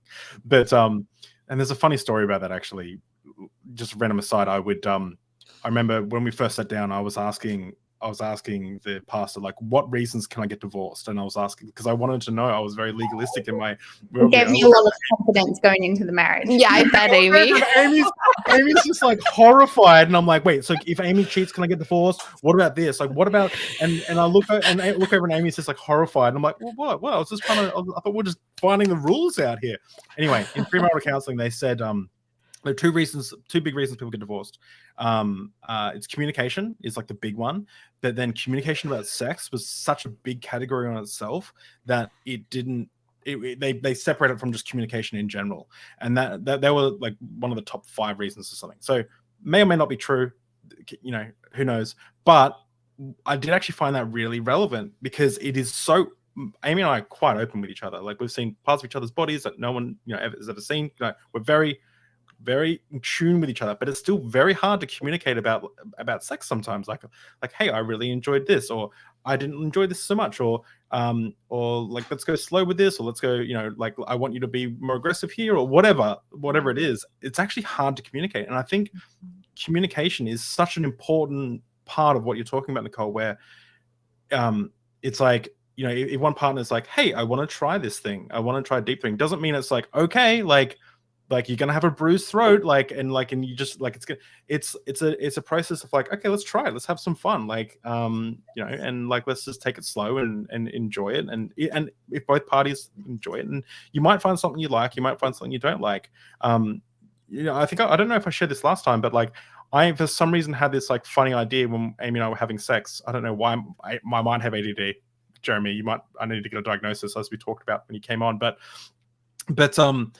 you know, we're having sex, and I said to Aimee, I was like, you should choke me, like, as a like, but it was kind of like just like, I just wanted to see if it would do anything for me, and Amy's like, choke me with her hands, and I was like, and we both kind of looking at each other. I was like, this is nothing. This does nothing for me. Like, it doesn't bring my mood up or down. It's just like, it was like her giving me like a high five, like a thumbs up. Like, well, actually, that'd probably bring things down if we were having sex. But the point is like, that was like just a fun experience of like, let's choke me, like that's like, I want to see if that does anything for me, and it didn't. And it was like, but that's like the kind of like the communication that I guess you should aim for things that you really want to try or really want to like communicate about in the bedroom. And everyone has different things they're interested in. Yeah, I'm glad you brought that up, because like, I think that's where it all begins. It's just communicating. It's not doing. It's connecting with your partner or your partners and finding out what are they interested, like, and being a safe person where your partner can say their truth. Like, I was listening to a recent podcast where they say the longer you're in a partnership, the more hesitant people are to speak their truth. Because like, well, we've been doing it this way for so long. If I bring this up now, they're going to feel like I'm lying to them, or like I've been hiding something from them, and like, or I'm going to be embarrassed. Like, knowing that, it's like, how can I intentionally be the kind of person in my partnership where I'm safe for my partner to always share the truth with me? Because right now, David, maybe choking doesn't turn you on. Maybe 10 years from now, something different, something shifts in you, and you're like, fuck, or sorry, choke me now. Swear away. choke me, mommy. Like, yeah. Now, or like, and then the other thing I'll say is like, we communicate during, and then we communicate after. But here's a common mistake I see is like, right after sex, people will like, how was it? Oh, good, fine. But a day, 2, 3 week later, you have different feelings about it. So don't assume that just because you had a conversation right after the event ended, that like, we did it and it's fine. Feelings can crop up later. And so giving each other permission, like, hey, babe, can I talk about like last week's or last month's sex? Because I've had something new come up about it. And so it's again, just ongoing connection, ongoing conversation. It's not a one-time act, and it's not a one-time conversation. Can you describe deep throating? How's it different from oral sex? Can you describe deep throating? How is it different from oral sex? Yeah, I mean, deep throating is like, the intention is to like ram it as far and as deep into your throat as you can go.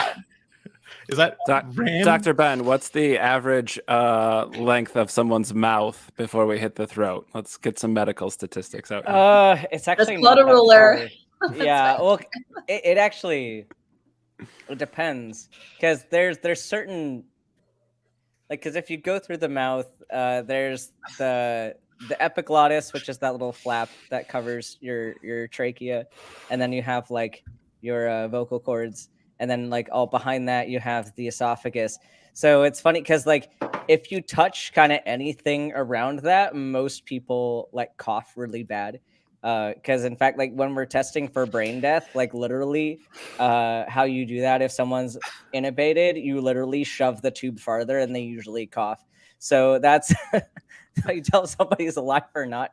But it's very irritating.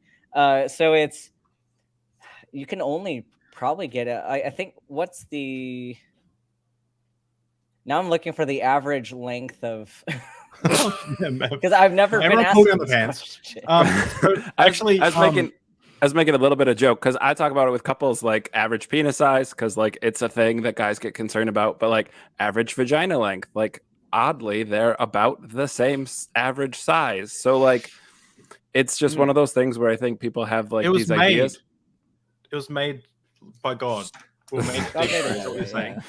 hate that. I hate that gesture you're doing with it so much. But like, we were playing Cards Against Humanity once with some really strong Christians, and we were playing, and I still remember the wife goes, what's bukkake? And I was like, oh god, it's bukkake. And I was like, and I had to explain what bukkake was to, and I'm not going to explain it for anyone who doesn't know. Look it up, just type in bukkake. But I heard about that on Cards Against Humanity, and then I had to Google it. Yeah, it looks like you get about 5 inches is the average.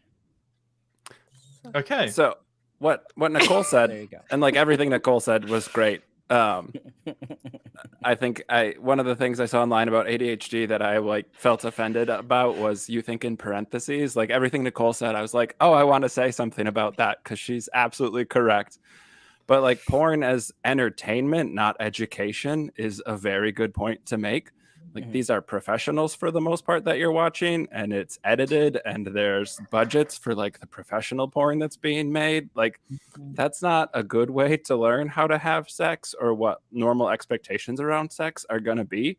So if we're talking about something that's like kinky, like BDSM or like butt sex or like deep throating, like porn isn't a good way to educate yourself on that. It is very much what Nikole said. Go find someone who's an expert in the area and learn from them, because there's usually like some runway or some ramping up or some skills to practice. Like if you're into deep throating but not into puke, like maybe not a good thing to just jump into if you don't know what you're doing. If you're super turned off by poop but really into anal sex, like again, you're gonna have to learn how to navigate some of those things properly, safely. There are So risks I think with everything. I think like porn is entertainment, not education, is a really good point to make. And then communication. I tell this to couples constantly too. Like, talk about sex when you're not having sex. Have a brunch where you talk about sex. Go over your turn-ons and turn-offs. I have ADHD. Somebody in the chat talked about having sex with someone who has ADHD. Like, their turn-ons and turn-offs change, and for 3 months they'll be super into one thing and then never again. So like maybe don't open up your marriage when you're with somebody who has ADHD because they are just super into like gangbangs for 3 months and it's just an ADHD thing and then they're not into it anymore. So like these are things that you need to know not only about your partner, but you also have to communicate about. And it's not just, hey, how was it for you after sex? It's also, what are your turn-ons? What are your turn-offs? What are your hopes? What are your dreams? Like, what are we doing with sex? Are we trying to have a baby? Are we trying to have fun? Like, what are we doing? And those are conversations that you have over dinner or over brunch or after the kids are asleep. Like, those are not conversations to have during sex or right after sex. I love that. So I love that. And something that you said there really resonated is porn is entertainment, not education. So last time we spoke, I mentioned a previous partner of mine. I've now got permission in the private chat to talk about it. So one time, Aimee, I smoked a little bit of weed, and Aimee was drinking, and she said, maybe you should show me a little bit of porn. We were just sitting on the couch, and I was like, what? She'd never seen it before in her entire life. My ever. voice is not like that. And I was like, what? And anyway, so we ended up I was like, okay, and I found porn, and she's like, more extreme. And I was like, and I kept showing her to the point where we got up to some like some crazy stuff. Some you know, I was pulling out my like debauchery folders or whatever, like my links. And Aimee was like, cool. But what I noticed very quickly when we decided to watch it as for entertainment, just with us in our marital bed, I noticed that the porn that I liked was very much focused on the girl. Like, it was very much like you didn't see much of the guy, like in the experience. And so then all of a sudden, it was again bringing someone into that world of mine. I was like, oh, like I need to like Google, like it's the first time I went to Pornhub and I was Googling like girl porn, like what is it? And there's like soft lighting, there's massages like going on and things like that. And it was a new world for me. But definitely, like if I was to just be educated with the type of porn that I watched, I would have a very different understanding of what sex looked like. So yeah, and not to say that all women like the same porn or you know, everyone's different, but again, yeah. And we change over times. Like I saw someone's comment saying they find deep throating degrading, and I used to find blowjobs degrading. And I refused. I was like, I'm not sucking the dick of the patriarchy. Get the fuck out of here. Like, I don't owe you shit. Right. And I had to do a lot of healing around that for me, and never would have guessed 10 years ago that I would be doing a sex ed panel or a sex ed live stream on how to deep throat. So it just shows like we are always evolving and changing. And I loved Carrie's comment, because I find this comment about sex ed spaces, we talk in mostly like heterosexual terms, penis and vagina, right? So it completely leaves out queer sex of all kinds. It leaves out vulva and vulva. It leaves out trans and cis, or trans and like it leaves out so much. And then like and this is why I also don't like virginity, because then how does that apply to lesbians, right? It's like we're so used to being associating sex with penis and vagina that we leave out entire people groups. And that's also something we have to work on, that our sex education has to be comprehensive. It has to include different bodies and genders and types of relationships, not just P and V. Right. And that's too like why you have certain like higher risks within those queer communities, because number one, you're not learning about sex at all. And then when you are, you're not being taught how to be safe in same-sex couples. You're not being taught how to be safe in polyamorous relationships. You're not, and even if you're taught, you're not viewed in the medical community as the same. And so the research behind risk factors in those populations, it's just not as well known, because people just don't think about it. Like, and it's just something with everything that we talk about within the atheist community at all. Like the fact that the majority of it is so cis heterocentric, and like that's always where the conversation is. But like, hold on, there's different conversations to be had from other perspectives, and we're missing out on these things. And it's like it's very harmful to leave those people out. I was up till I don't know, 1 a.m. last night. These bags are Gucci, all right? And I was up till 1 a.m. making this slide, and only at the end did I realize like how normative it was. But this thing, and I was like, I'm not making it. I'm not staying up till like 2 a.m. trying to make it more inclusive. But the reason, just so everyone knows, like it comes across as heteronormative, but the reason I chose it is these are the front covers of a Playgirl and a Playboy magazine from like the 60s and the 70s. So that's why I chose it.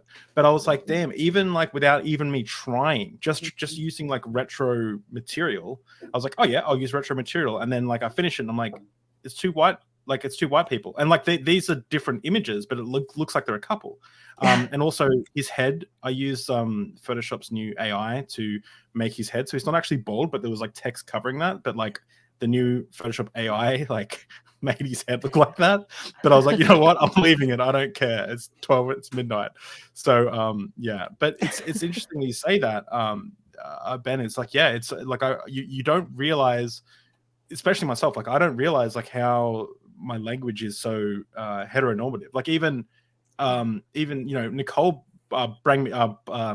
Nikole said to me like last time after the stream, like because I used pussy as a derogatory in the last stream, and she's like, yeah, don't do that. And I was like, yeah, that's a very good point. Thank you for like telling me that, because like I didn't even, that just came out. Like I was like, and I'm on a stream talking about like positive sex, and I'm saying like pussy is a derogatory. It's just it was silly. It just doesn't. There's so much learning to do.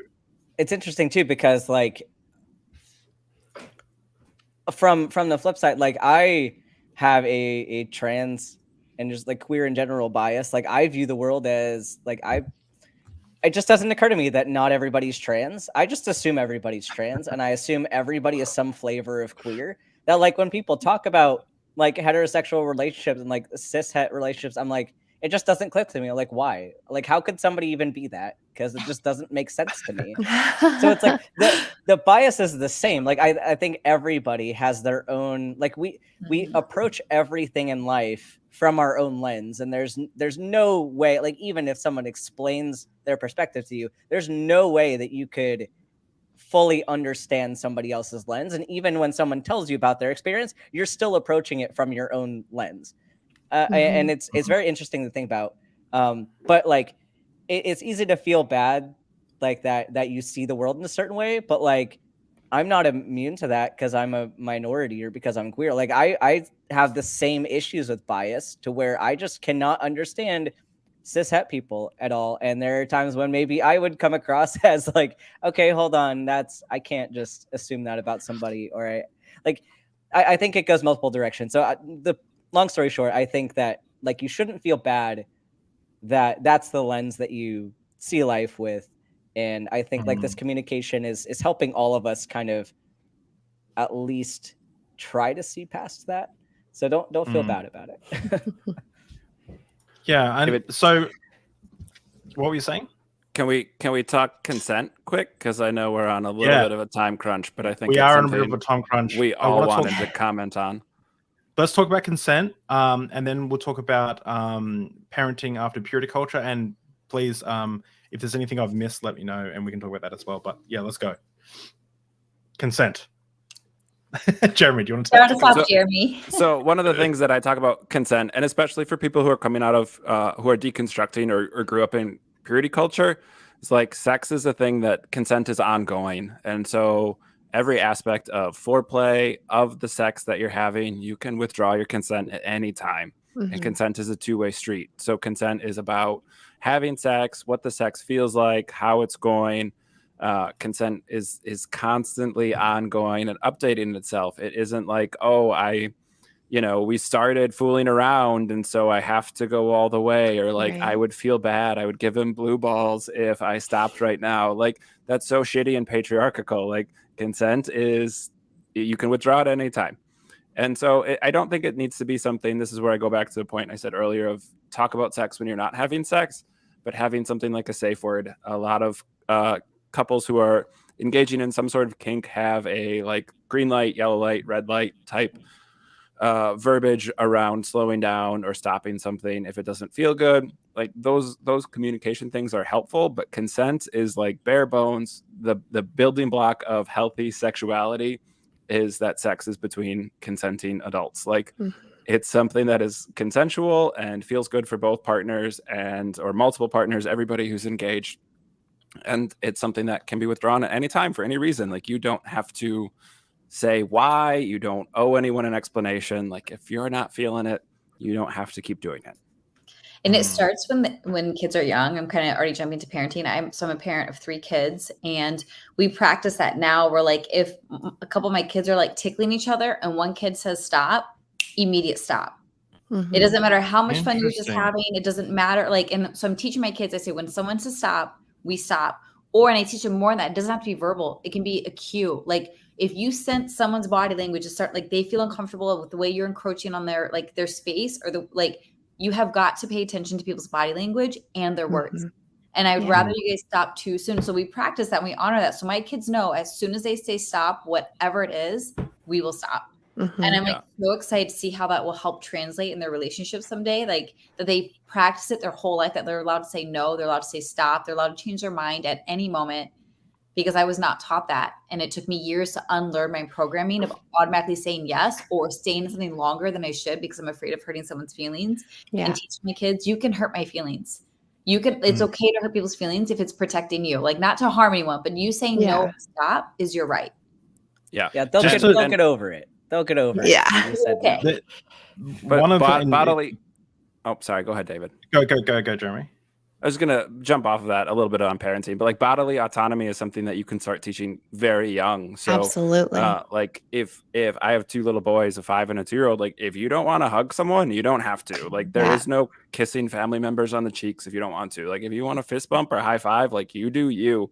And that's really helpful to them. My 5-year-old is hilarious, and he'll be like, it's my body, my choice. I don't want to go to bed. I'm staying up. So like you have to learn how to roll with some of it as a parent and be like, well, your choice is to read a book or to go to bed without a book. That's your choice. Right. So again, like you can reframe these things and still promote autonomy and still promote healthy boundaries without letting your kids like run roughshod. But it's super helpful around like, you don't have to hug someone if they don't want. Like to teach a 2-year-old that, or to teach a 5-year-old that helps them as they get older and sexually mature to be able to say, I don't like that, or it doesn't feel good, or I'm not comfortable with that. And so no, like I don't want to do that. Yes. I just want to quickly mention too about consent, and this is quite dark, so I apologize for pivoting us to something dark right before we talk a little bit more about parenting. But there's there's a huge piece of horrible casuistry around homophobes, and that is like, well, if people if we accept gay marriage, then eventually people will want to marry kids. And you even see, like, there's the debate between Daniel, I forgot his name, he's a Muslim, and Michael Jones, who's a Christian, where Daniel was saying that we should be able to marry off 6-year-olds and 5-year-olds and 4-year-olds and stuff, but homosexuality is definitely wrong.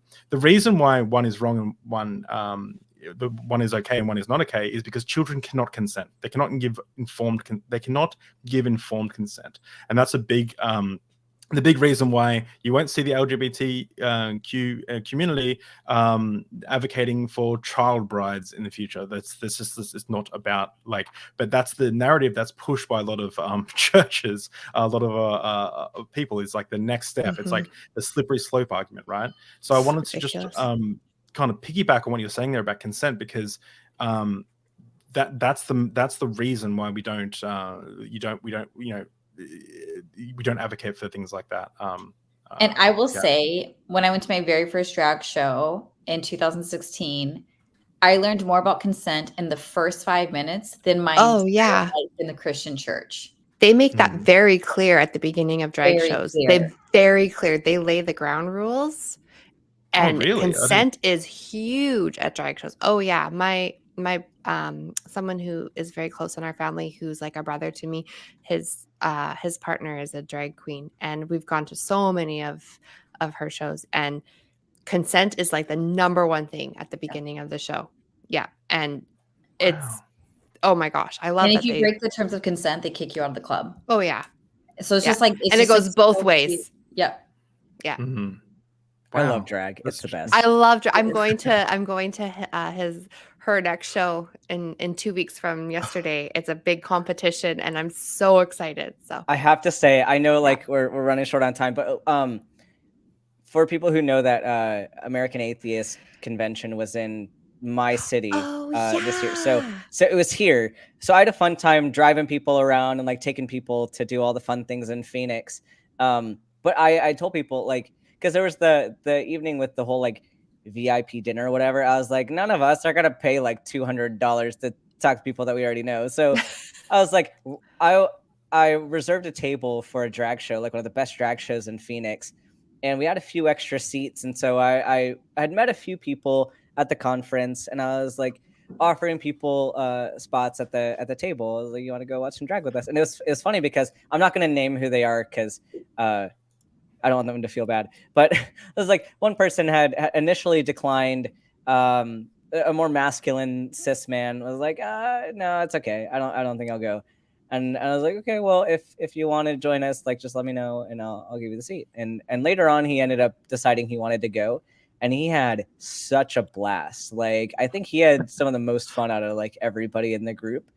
And so it was a super cool experience, like getting cishet people who would have thought that they could enjoy queer culture at a queer, like, drag is for everybody. Like, queer culture, like, it's not, queer culture is not limited to queer people. Like, it's for everybody to enjoy. Go watch a drag show. That was a little tangent, but everyone should go watch at least one drag show. It's a great time. Isn't that funny? I do remember the first time I went to the first time I ever went to a strip club was at a Bucks party. I went inside the strip club, and the first thing I thought was like, "Wow, Aimee would really like it in here." Like, it was all like burlesque style, and I was like, "This is very like this is nice." Aimee would like the outfits, and like, and I was like, "I want to take Aimee here." Like, it was my first thoughts when I came in. Yeah, I was just gonna say, the first drag show that my mom and I went to, she got a lap dance. And she loved it. And she turned to my brother, and she's like, I'm really questioning my sexuality. Like, wow, this was amazing. And so it was the best. Everyone needs to go to drag shows.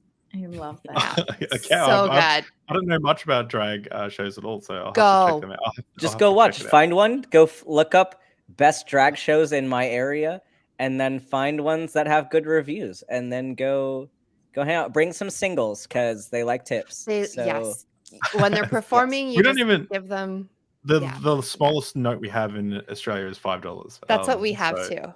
Yeah. Well, It's $5, yeah, they'll probably tip with that then. Whatever. Like what, like dollar coins? It's like Yeah, well, because they'll come out and people will tip. So like, of course, like it's the same as if you were at a strip club. Like they're performing, and then you hold out like the money. They'll come by and they'll like flirt with you while they take it. And I mean, it's kind of like, of course, you're gonna do it, but don't feel weird about it. No, I'm not. I don't feel It's weird fun. about it. Okay. Yeah. So sorry, my brain. Parenting after purity culture. So we talked a little bit about that. Let's wrap up with this and let's talk about like Stacie, Nikole, Jeremy. You guys all have children. Can you tell us a little bit more about like what do you do to teach your kids about sex and stuff? Like for Aimee and I remember we're only new parents, 4 months old Atlases, and because we deconstructed our faith and we're like, all of a sudden I realized like, oh shit, like what do we teach our kids about morality? Like, is stealing wrong? Why is it wrong? How do we determine that? Like, so I ended up writing this document called my parental values that I found like important. And I thought about it for months, and Aimee thought about it, and we wrote down our parental values, and it was like, what do we consider like good things for a virtuous life, for a good life, and like, how do we and part of that was around purity culture. But I would like to know, like, what do you guys do with like further on down that line of having children? What do you do? Well, our kids, they just started going to public school a year ago because they were in Christian school prior to that. So their sex education only began just over a year ago because this time of the school year, so end of May, beginning of June, they bring in, it's called SOGI, which is sexual orientation, gender identity. They bring that in to teach the kids about sexual orientation, gender identity, and it's age appropriate for K to 12. And so the parents can sit in on a Zoom meeting with just to know what each grade is going to be talked about. So you kind of know ahead of time what they're going to be told in class. And so my husband and I, because we had never been exposed to the public education, we wanted to kind of know ahead of time, okay, what are they going to be told so that we can tell them first. We didn't want them to hear it from someone besides us. So they were going to be told basically pretty much everything. And so last year around this time, we gave them the sex talk, and that included everything. They found out about LGBTQ, and so it also was very natural because we have people in our family who, like my brother, I was just mentioning, he and his partner, they see them all the time, and they're affectionate in our home. There's nothing is like off limits, so they're exposed to that culture. So I shouldn't say culture, but you know what I mean. They're exposed to that, and it's just normal. And we also have people in our family who are trans, and we just mention, hey, like that this is just how it is. And so it's just kind of come up naturally and matter of factly. And if they have questions, we can tell them. But they've been told kind of the same way my mom approached it with me, like nothing's off limits, and I'll tell you. And yeah, it's not a big deal. Hey, you want to go get a Slurpee? Yeah, sure. Okay. And that's the end of that. And then if they have questions, we can tell them. So keeping it real, you can come to us. But, if when the time comes, like our oldest is 11 right now. So I've asked him, hey, do you have crushes on anyone? And he instantly kind of like burst into tears because he's just not into anyone. So he probably won't date till he's like in college. So we're not really at that stage of his life. Yeah. But it's just very open and honest. And yeah, but that's how we've been dealing with it. And if obviously I'm before I thought I would take the approach of abstinence only. That's not how we will be approaching it. It'll just obviously safe and informative and that. So yeah. When I had Aimee on Deep Drinks the first time, or maybe the second time, it was one of the episodes. You have to watch both to find out. But I gave her like Christian parents' worst nightmares. So I said, our son comes home. This is before we had a son or a daughter or anything. A son comes home and they bring their boyfriend home and they're like, "Hey, this is my boyfriend, Jeremy. What do you say?" And I was like, "I'll just give him like nightmares for the Christian conservative parent, right?" And what did you say, babe? You said, "Hi, Jeremy. Nice to meet you." Like it was like such a.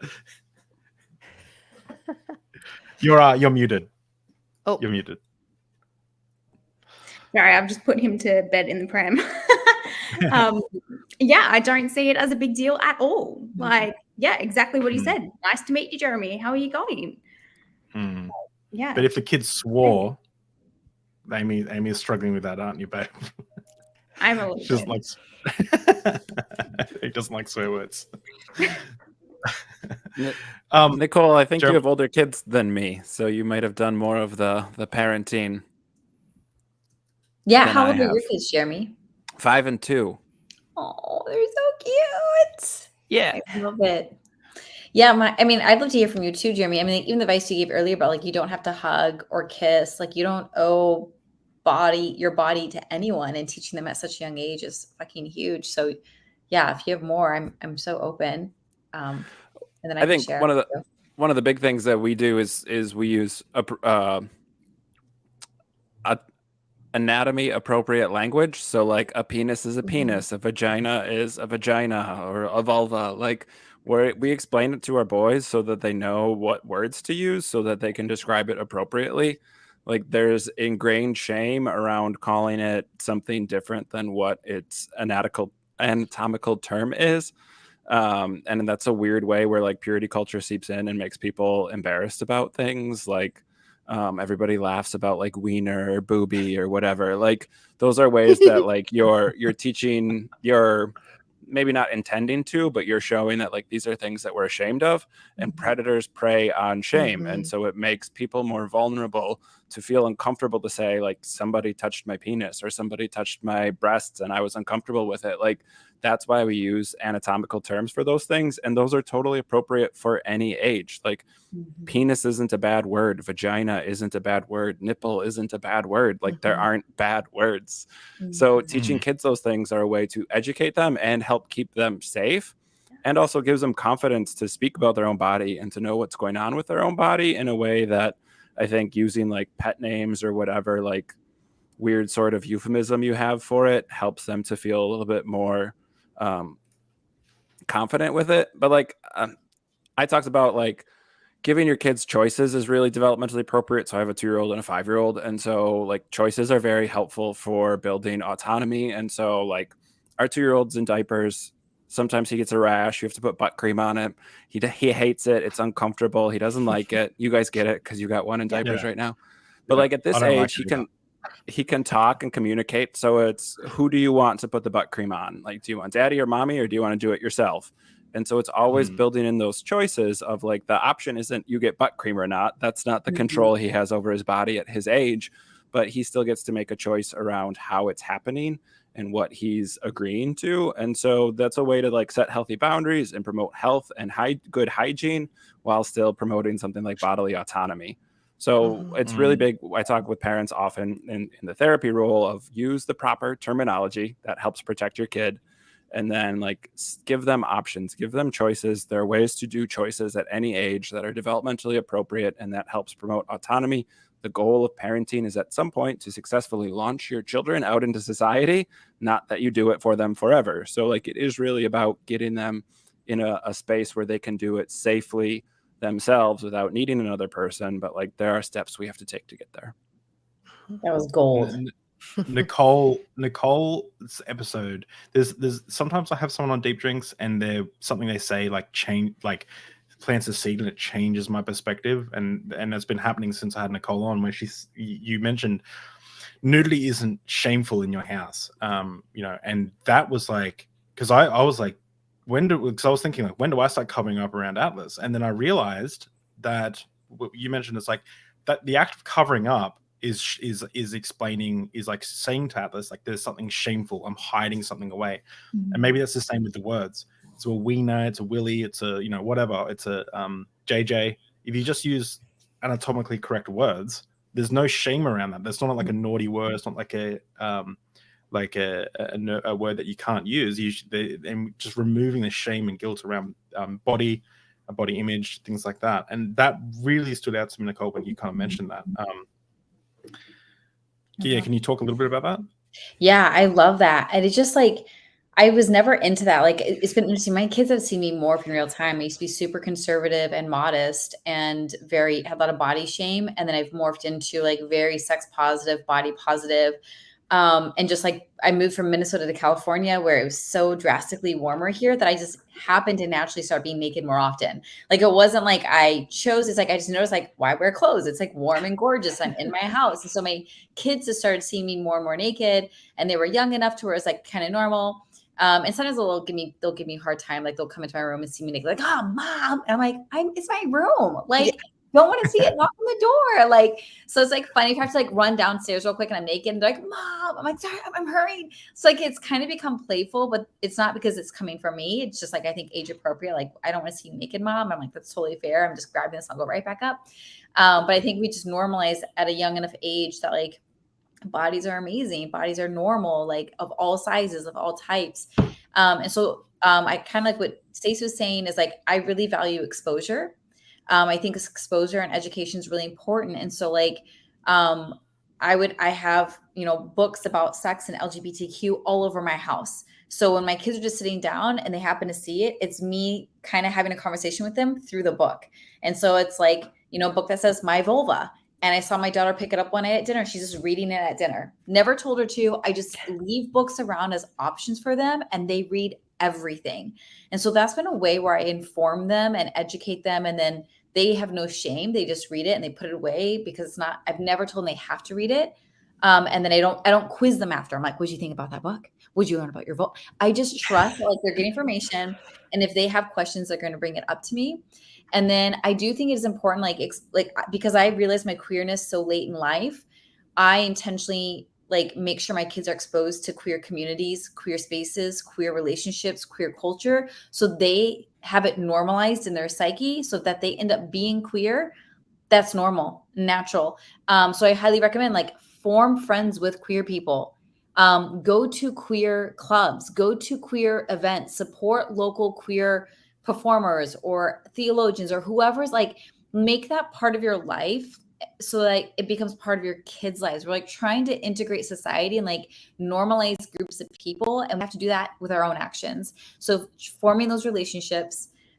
We've even taken our kids on protest marches. I just want them to be aware, we actively go for our rights and we speak up for those who have been marginalized and oppressed throughout history. And so teaching my kids to use their privilege to help other people. So it's one thing, I try to do it as much as my home as possible, but then it's important that I try to get them out into the world and expose them to the different people groups.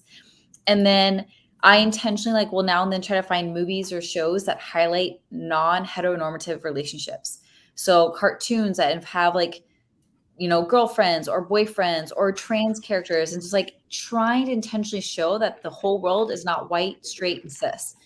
Because in America, that is predominantly the media, especially we're white passing, even though I'm biracial.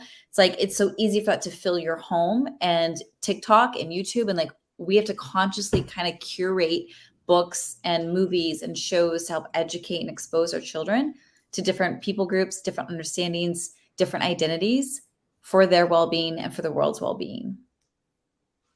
Yeah, that's I love that.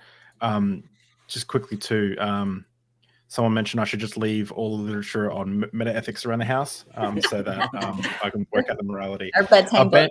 And I did just before we end the show. Just wrap up. Ben. Yeah, tell us what you got on your mind. Yeah. So I'm not a parent, but I do see adolescents and children. But I call you daddy. And so you can. Well, But like for parents that are wanting to have these kind of conversations with your kids and all that, like be sure, number one, that you have a good doctor for your kids to talk to. 'Cause we do a lot of sex ed like in the clinic, oftentimes like very individualized, like and it's not like super blatantly obvious a lot of time. Like sometimes it, like depending on their age group, it's like, oh, have you been interested in people romantically, or have you thought about certain things, and like starting to get them to think about it, so that hopefully they trust us enough to like where they can tell us their concerns or any issues that arise. And oftentimes I'm going to tell the parents to get out of the room so that we can have that conversation like alone. And it's not because they distrust you necessarily, but like if something they're embarrassed about needs to be talked about with me, it's hopefully we have a good enough relationship where we can address that. So if I ask you to get out of the room while I talk to your kid about their sexual activity, like it's not us hiding anything from you. And like, no, I probably won't tell you what they said, because that's a violation of privacy. But like, I mean, if you're curious about the things that I said, like I'd be happy to tell you like certain things about like, okay, here's the type of sex ed I usually give people. Like, here's the recommendations I give, but like, I won't tell you what specifically they told me. But definitely have a good relationship with your pediatrician or your family doc, and we can help out, I think, with some of that. I love that. Another thing I want to say is that something it started me is like, don't assume your kid's gender or sexuality. So like, don't assume that like some people are asexual. And so it's like, you know, when people are like, do you have a girlfriend? Do you have a boyfriend? Who are you crushing on now? And it's like, maybe they don't. And so like, I have books about like being trans or asexual, like across the spectrum. Cause like, I don't know if my kids will ever date. Like, I don't know if that's something they're even interested in, or like, I know like our identity is always shifting. And so like kind of giving them that space of like, I've told my kids, hey, if you ever want to go by a different name, or if you have different pronouns or a different gender at any point, you can tell me and I will support you. And they're like, yeah, mom, I know you've told us before. But like, I want to say it repeatedly because there's so much pressure that once you're you can't change, but you're allowed to change or evolve or learn new things about yourself at any point. And so I try to keep it so open. Like, I will support you, however you are. And I kind of let them lead the way. I don't assume they're straight. I don't assume they're gay. Right now you present as a female, but if that changes, let me know. I've jokingly even told them, because I try to really create a space of safety to be like your truest self. So I'm like, hey, if you happen to come out queer, we're throwing you a freaking party. And one of my kids said, I'm going to come out queer so I can have the party, and then I'll go being straight the next day. And I'm like, oh my God, you're so freaking genius. Right? I'm just trying to communicate.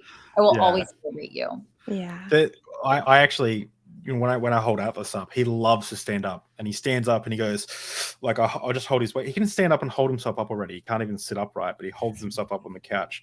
But when he stands up, I hold him by the waist, and he goes, and his like face gets all red, and he's like, his core's tensing, and he's shaking, and he puts his arms out, and he looks like he wants to be like a bodybuilder. I'm like, oh, he's such a strong little boy. You're a strong boy.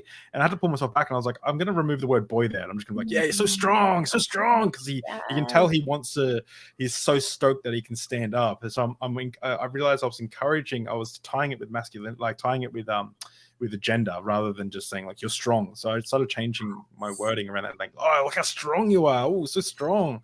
And just removing the gender norms around that there. But I love that.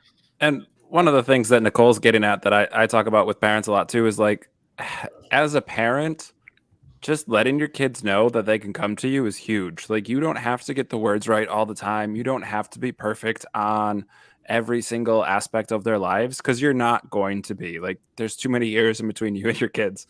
Like, you don't have to be cool. You don't have to be hip. You just have to let them know that like your door is open.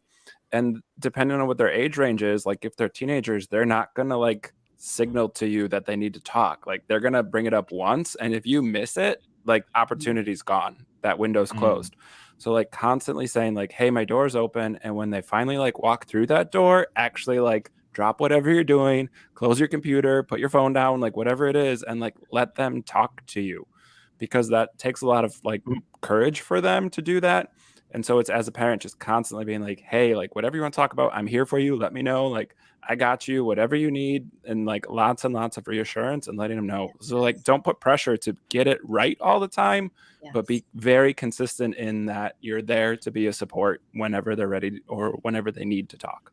I still remember when my mum did this, and she might be watching, but it was amazing. I was like 10 years old, and I said, "Mum, I need to talk to you about something." And it was around sexuality, and mum came in, dropped everything, and was just so open and honest, and told me about her own life. So it was. I still remember that moment. It was so. If mum said I'm too busy at the time, that would have brought so much trauma or lower T trauma or whatever. But yeah, I'm so glad that my mum did that. She's an amazing woman. So everyone here has had your links in the description for everyone's stuff. Everyone here has been on Deep Drinks before. Nikole, Jeremy's been on Deep Drinks. Stacie, you're going to be on again. Hopefully with your mother. Hopefully, we're going to be on your channel. Dr. Ben, you've been on, and Aimee, you've been on twice. And this is awesome. Thank everyone for coming out. So yeah, I just think we'll end there because we are half an hour overtime. Thank you for staying a little bit, and thank you everyone who was chatting in the comments. I did read a lot of them. Thank you, and yeah, see everyone later. Thank Bye, you, everyone. amazing.